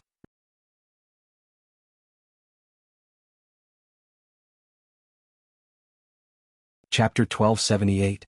So this is where their spatial rings are coming from. How fascinating. I've never come across something like this. To the people of Earth, taking inspiration from nature wasn't something new. There were countless examples of engineers using evolutionary traits of animals and plants in their inventions. But it seemed that things might not be so different in the wider dimensional verse. Lionel wasn't sure what came first between this mysterious bush and spatial rings, but he wouldn't be surprised if the latter required inspiration from the former. Forming a spatial ring was such a complex process and one of the rare crafts where affinity for the element was almost intrinsically important, so the deduction made sense. This bush is very dangerous though. To warp space in a seventh-dimensional world is no joking matter. It's hard to tell if it'll just shift me through some distance or if it'll tear my body apart. Even the former could be dangerous if it was pulling different parts of my body at different rates. Lionel observed the bush for a moment before stepping forward. His hips swiveled to the side and his body pushed through as though he was pressed up against two walls. He pulled through, hopping onto one leg and ducking his head in the next moment. If others were observing him, he would look as though he was doing some sort of ridiculous ritualistic dance. However, those with a sharp eye for spatial fluctuations would see something very different, something much more akin to a young man walking a tightrope between life and death. And yet, Lionel didn't seem to be flustered in the slightest.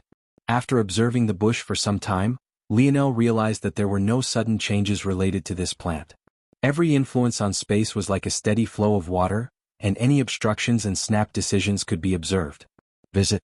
For the best understanding experience, Lionel was within arm's reach of the bush, but he didn't hurry to pick at any of the odd spatial ring constructs. Instead, he continued to flicker around the bush, dodging the changes and fluctuations in space.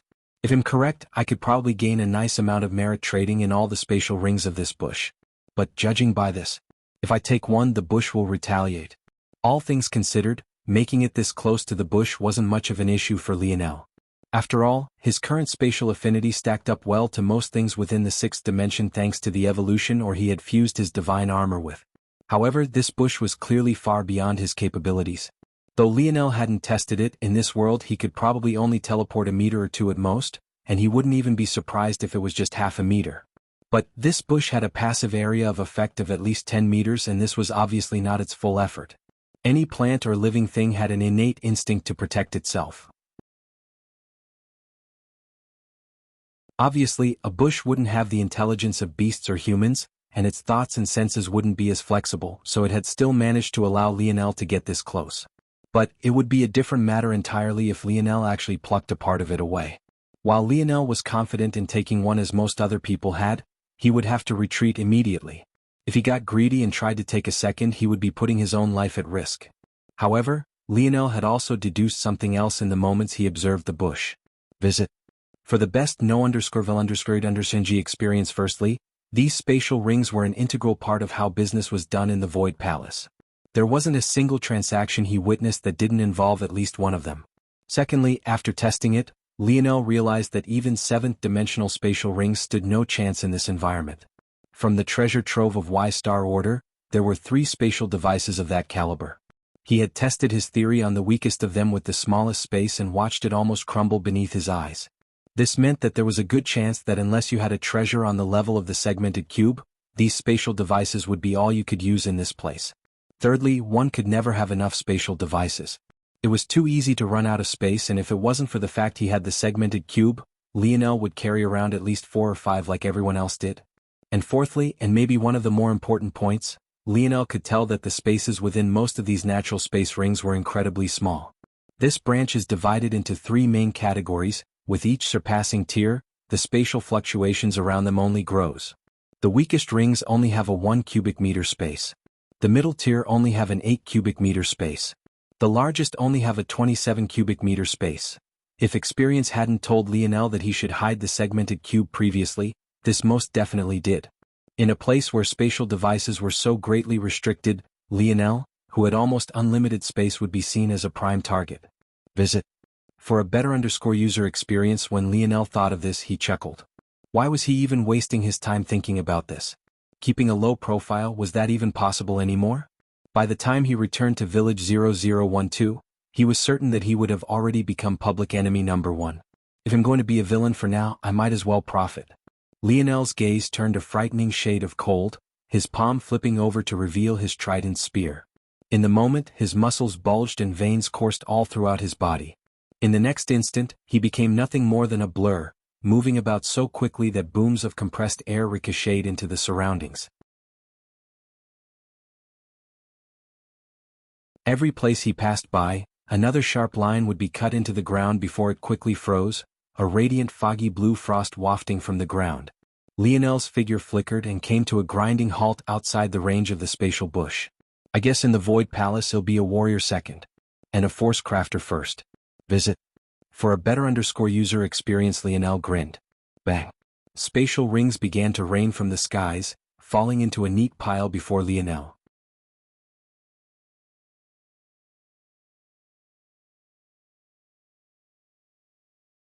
Chapter 1279.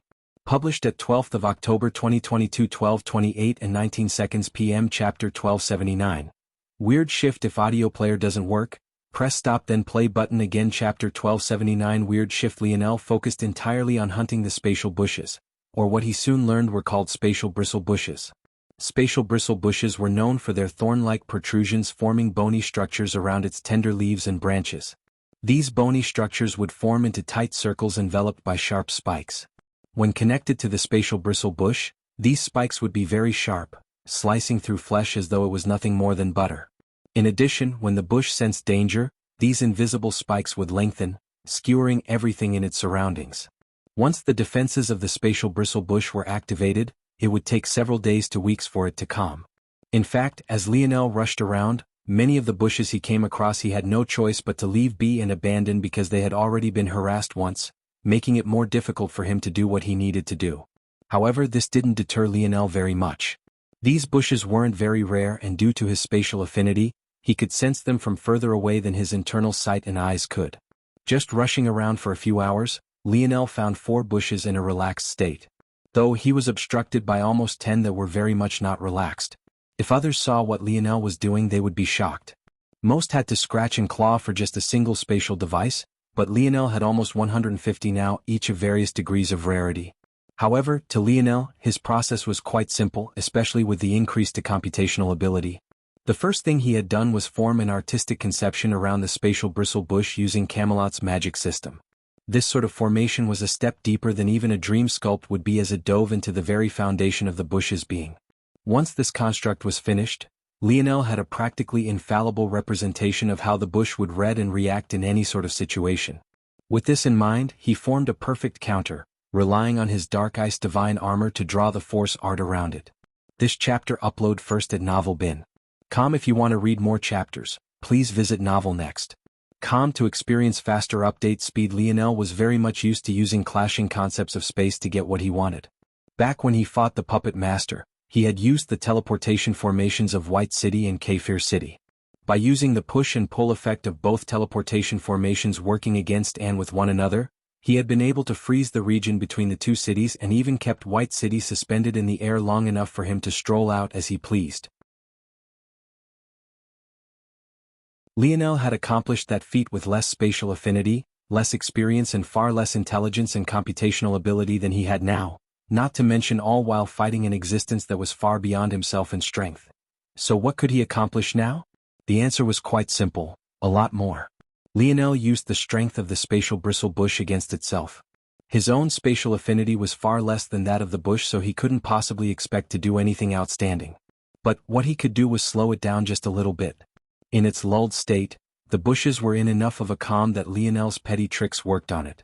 Using a force art, he slowed the movement of space around the bush just to the point where it practically froze over, causing cracks of glass to appear in the air. The bush would immediately recognize this as a threat to its safety.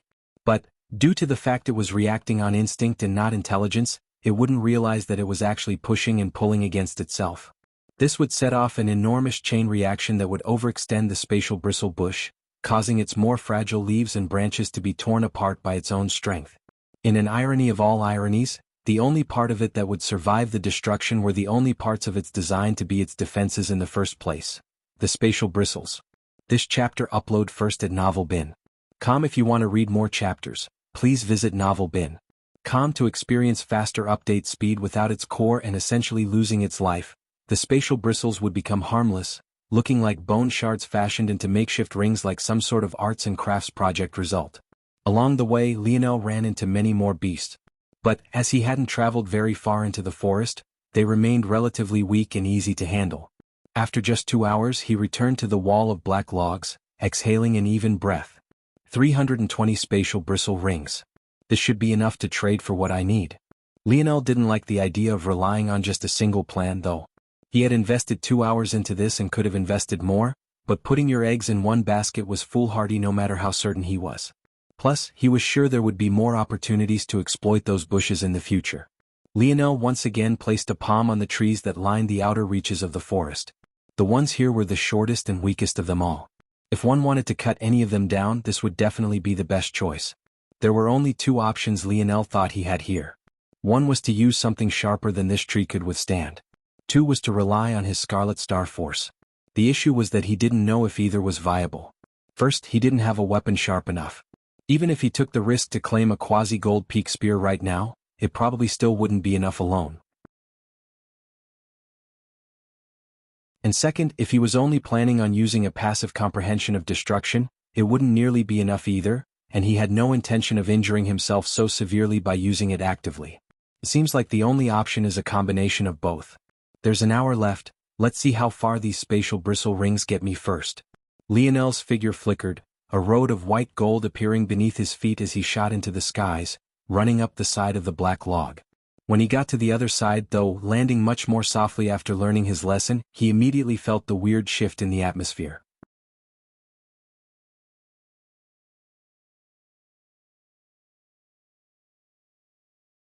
Chapter 1280? Published at 12th of October 2022 12:28 and 16 seconds p.m. Chapter 1280. Next LN line. If audio player doesn't work, press stop then play button again. Chapter 1280. Next LN line. Lionel could easily feel the gazes on him. There weren't many who were still leaping the black log wall at this point, and it could even be said that he was the only one. It was far too easy to spot him. The moment he landed on the ground, he could feel several internal sights surge toward him, causing his brow to raise. These people were quite brazen. He had gone out of his way not to antagonize anyone with his own internal sight, but it was clear they had no intention of showing him the same courtesy. Piss off. Bang. A muffled and invisible surge whipped about the surroundings. Lionel manipulated his internal sight with the artistic conception of the imploded spatial bristle bush and laced it with concepts of destruction. The instant the wall of surging internal sights entered his range, they coiled back reflexively, a pained sort of retreat one would expect from touching a stove that was too hot ensuing. Lionel swept a gaze through the village, his eyes suffused with a hardly hidden coldness.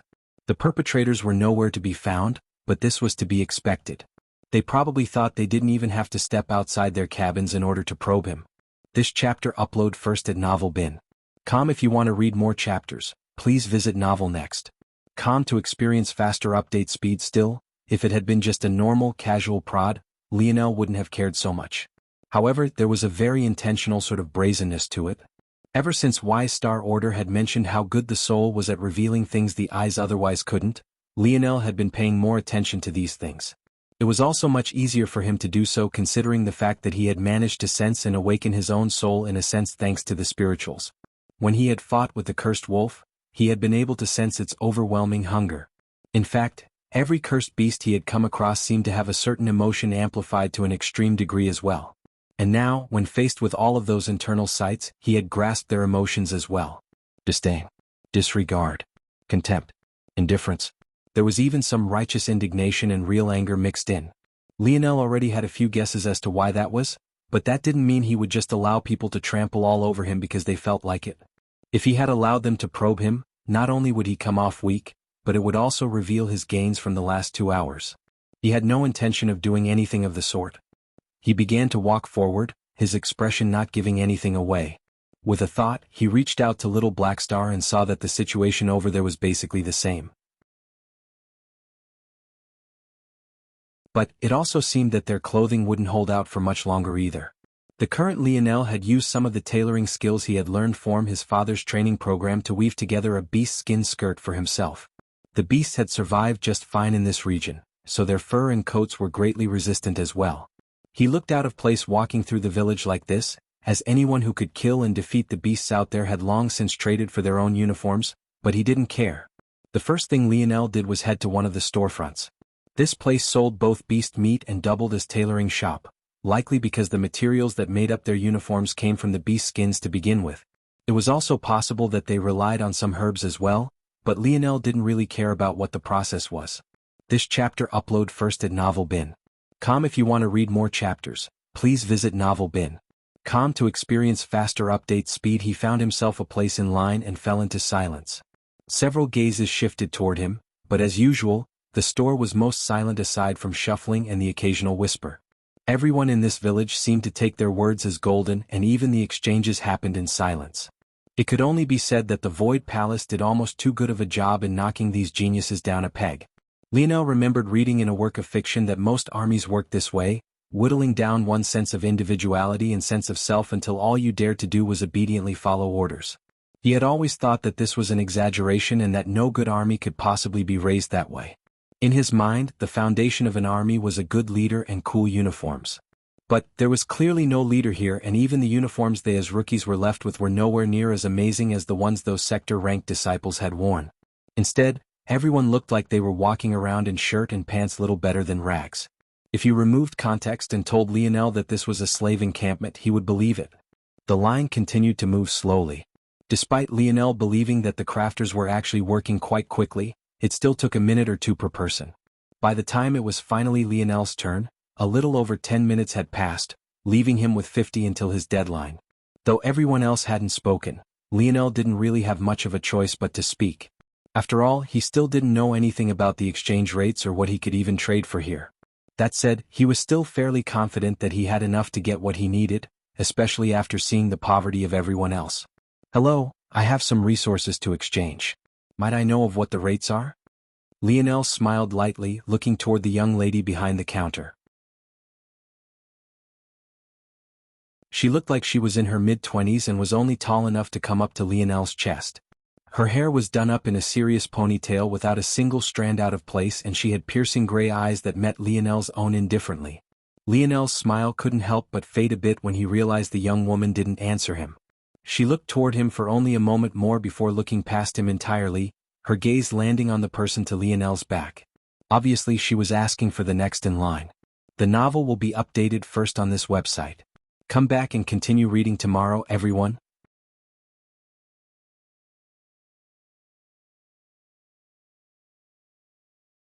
Chapter 1281. Published at 12th of October 2022, 12:28 and 15 seconds p.m. Chapter 1281. Leash. If audio player doesn't work, press stop then play button again. Chapter 1281. Leash. Lionel's gaze only narrowed for a moment, but the dangerous feeling that gripped his neck was near instantaneous. He hadn't even moved or said anything, but it was as though the warning was already prepared.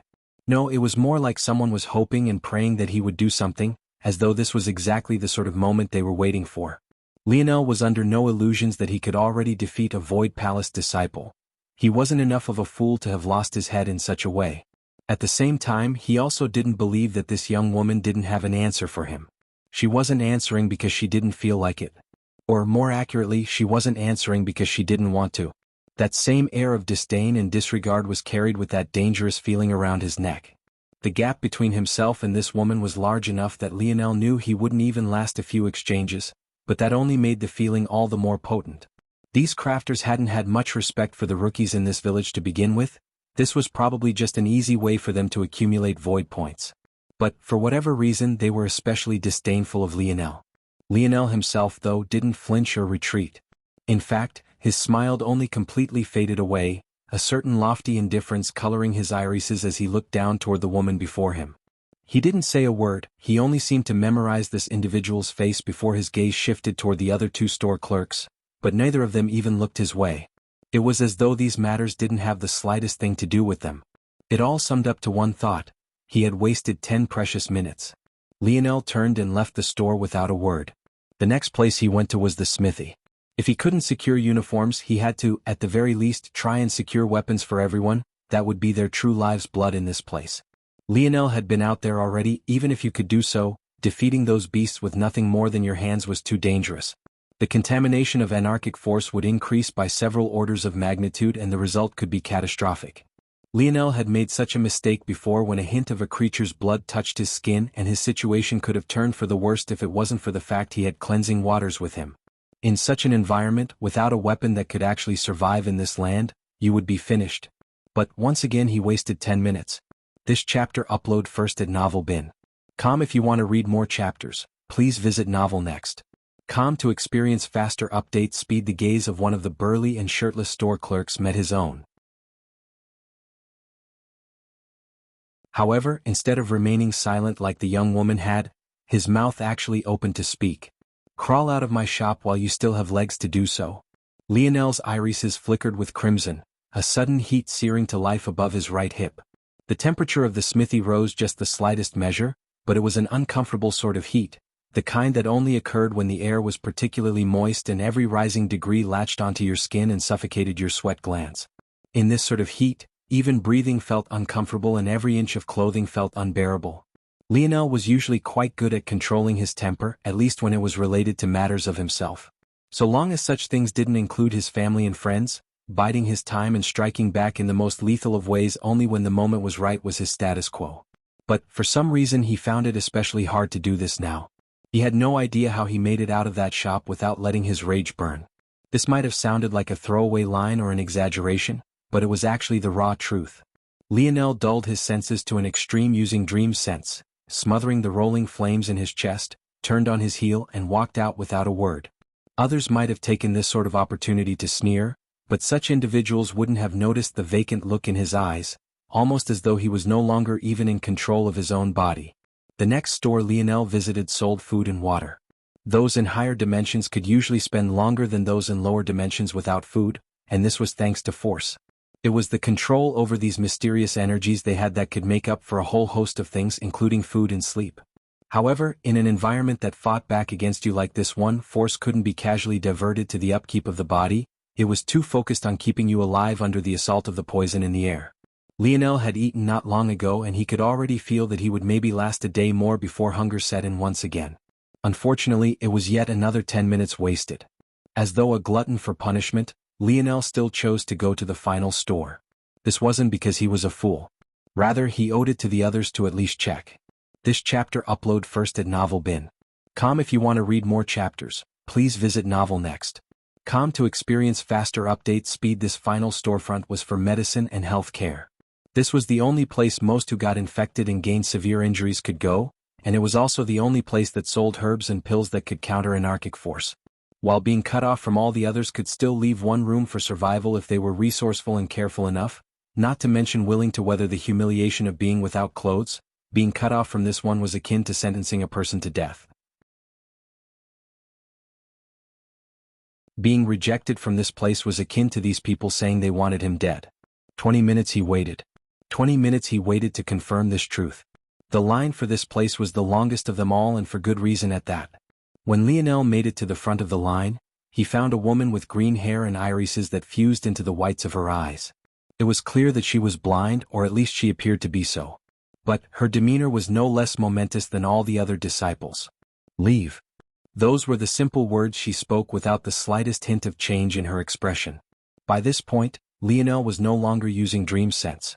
The corners of his lips angled downward and his lips pursed as he nodded his head. His entire expression seemed to read, "Okay, no problem." Lionel turned around for the fourth time and stood in the middle of the village square. He closed his eyes and took a slight breath. 10 minutes. That was all that was left of the hour he had remaining when he returned. His hands slid into his pockets, his head tilting up to the skies as his eyes remained closed. He couldn't seem to sense the glances of satisfaction that landed on him in the slightest. In the skies, Cornelius felt another headache coming on. You just took away everything a madman had to lose. What the hell are you going to use as his leash now? Author's note below.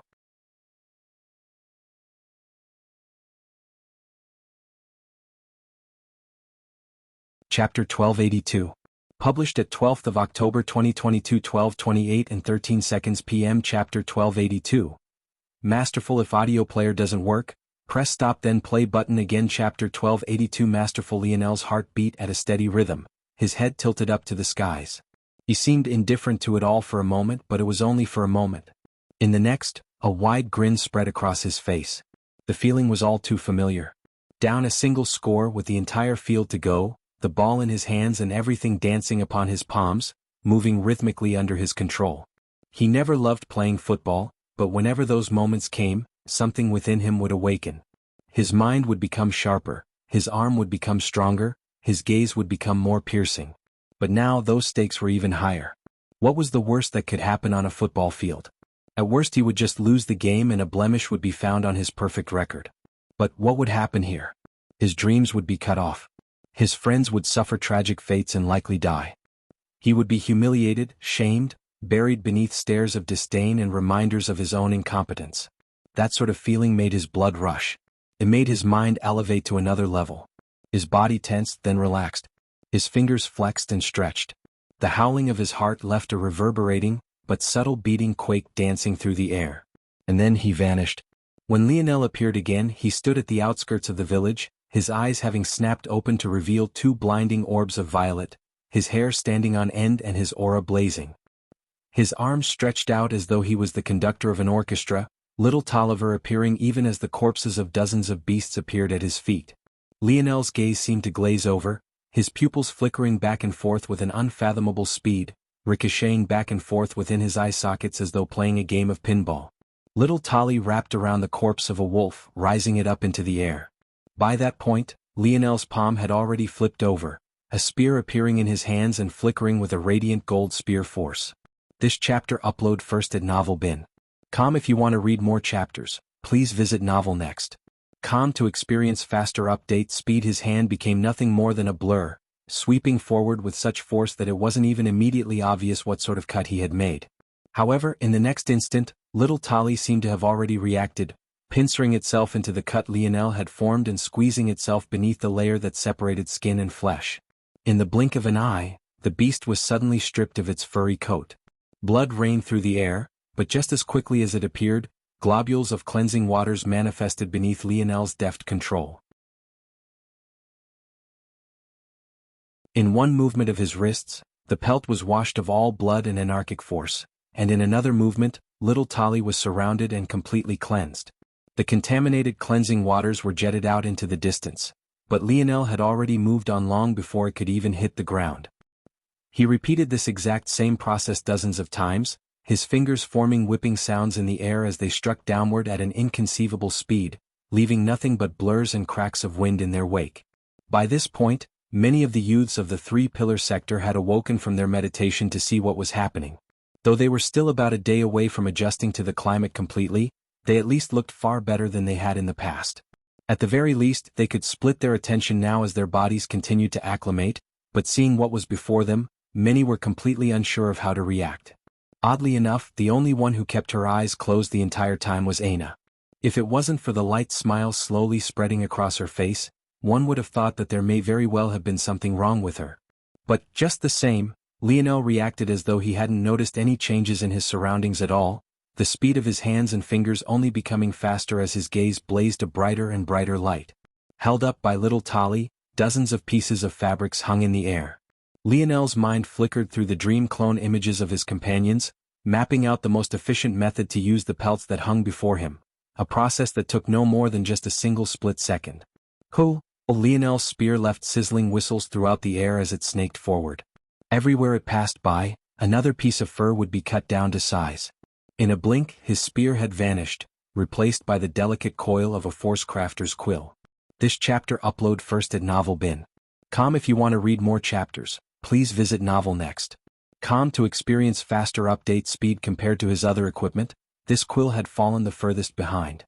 Its feather was a bit ruffled, the delicate outline of its black body and golden veins had dulled, and its tip had been ground down beneath continuous usage. And yet, when it hit Lionel's hand, nesting into his fingers and gently waving beneath the wind, despite the fact it knew this would be the last time it could work together with Lionel like this, it seemed to sing, its body releasing a radiant glow as though a final outcry to the world. The torches of Lionel's irises bloomed. He could feel that tug, a concept that had just barely eluded him before awakening right that moment. I will make sure the last craft you leave to this world is masterful.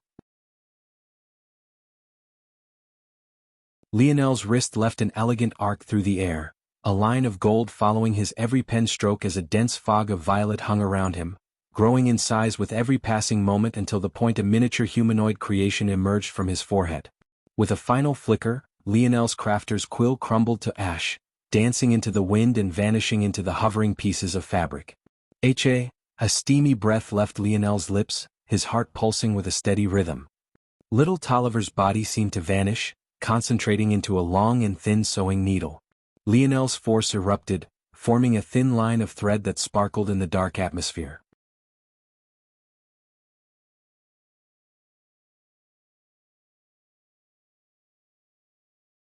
Chapter 1283. Published at 12th of October 2022, 12:28 and 11 seconds p.m. Chapter 1283. These materials. If audio player doesn't work, press stop then play button again. Chapter 1283. These materials. It seemed impossible, and yet Lionel's fingers only became faster and faster. The striking melody of his digits was so great that the air pressure rebounded against the tough ground, causing two hearty sounds to follow every single downstroke. Every movement he made was another unique and perfectly executed command to little Tolly. Their synergy reached another level and the little metal spirit moved about so quickly that it seemed as though it didn't have any limits. Little Tolly had felt the final moment of the crafter's quill as well. Fueled by some unknown power and strength, the little guy went all out, its silvery body flickering with a subtle bluish hue that gave it all the more depth and character. The sewing needle little Tolly had concentrated itself into and the thin line of four-string Lionel had formed fused into one, the latter becoming the tail of the former.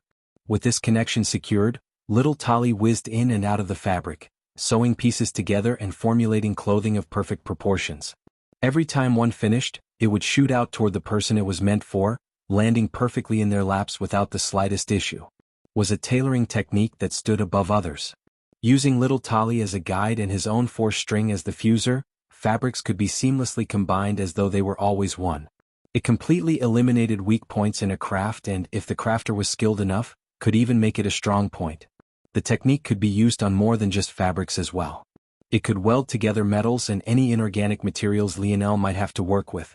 Of course, it could only do this thanks to little Tolly's intrinsic property and would be much weaker in the hands of someone who didn't have a metal spirit. But this wasn't exactly something Lionel had to worry about in the slightest. A rectangular strip of fabric bent around itself and formed the shape of a tube top. Little Tolly shot out from its bottom, winding up through it like a corkscrew and sewing both halves together. Blazing trails of blue were left in every which direction, numerous corkscrew-like formations being left hovering in the air long after little Tolly had long since left. Bang!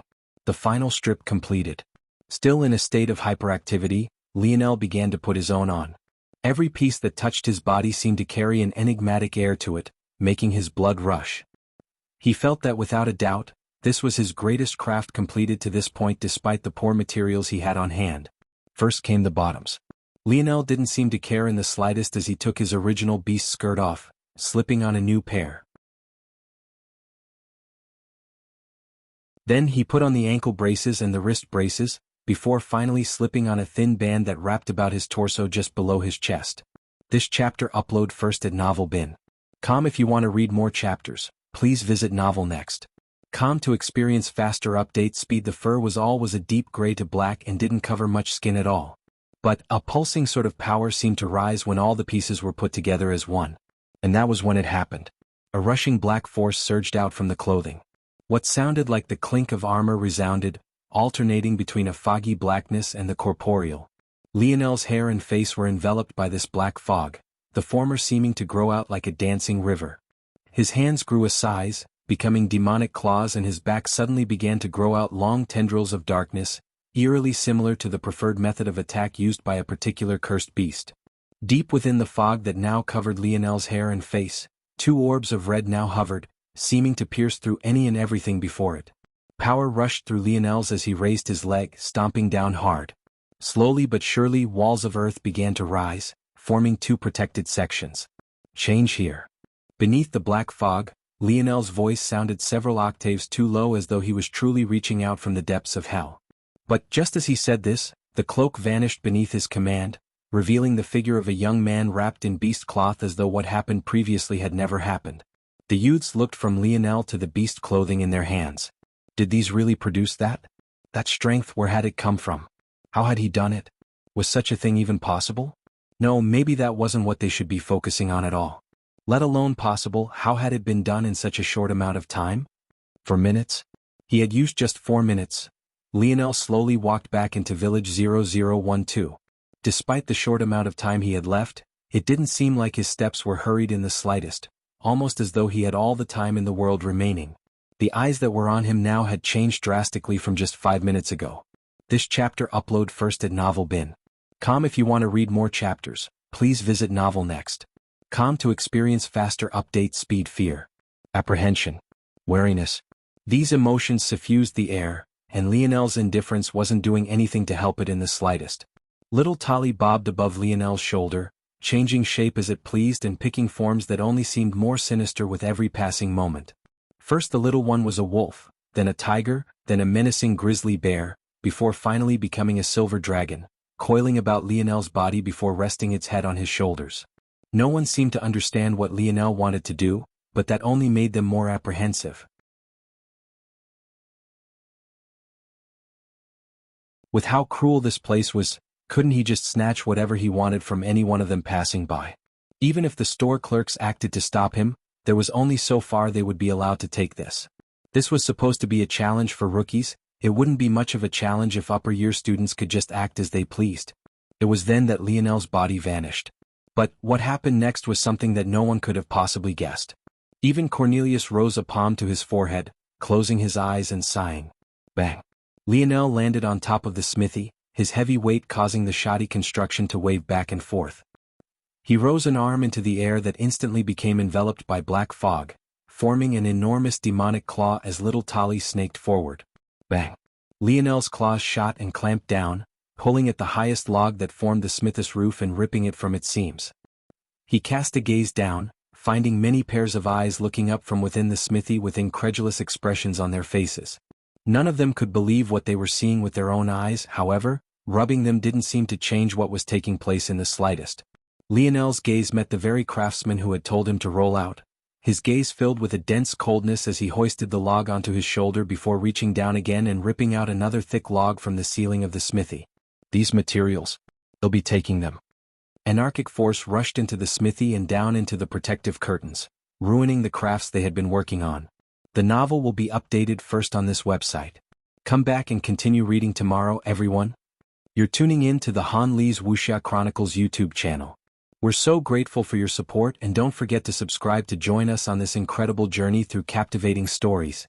Your generosity through donations truly makes a world of difference, as it's the primary source of revenue that allows me to expand and enhance this channel for you.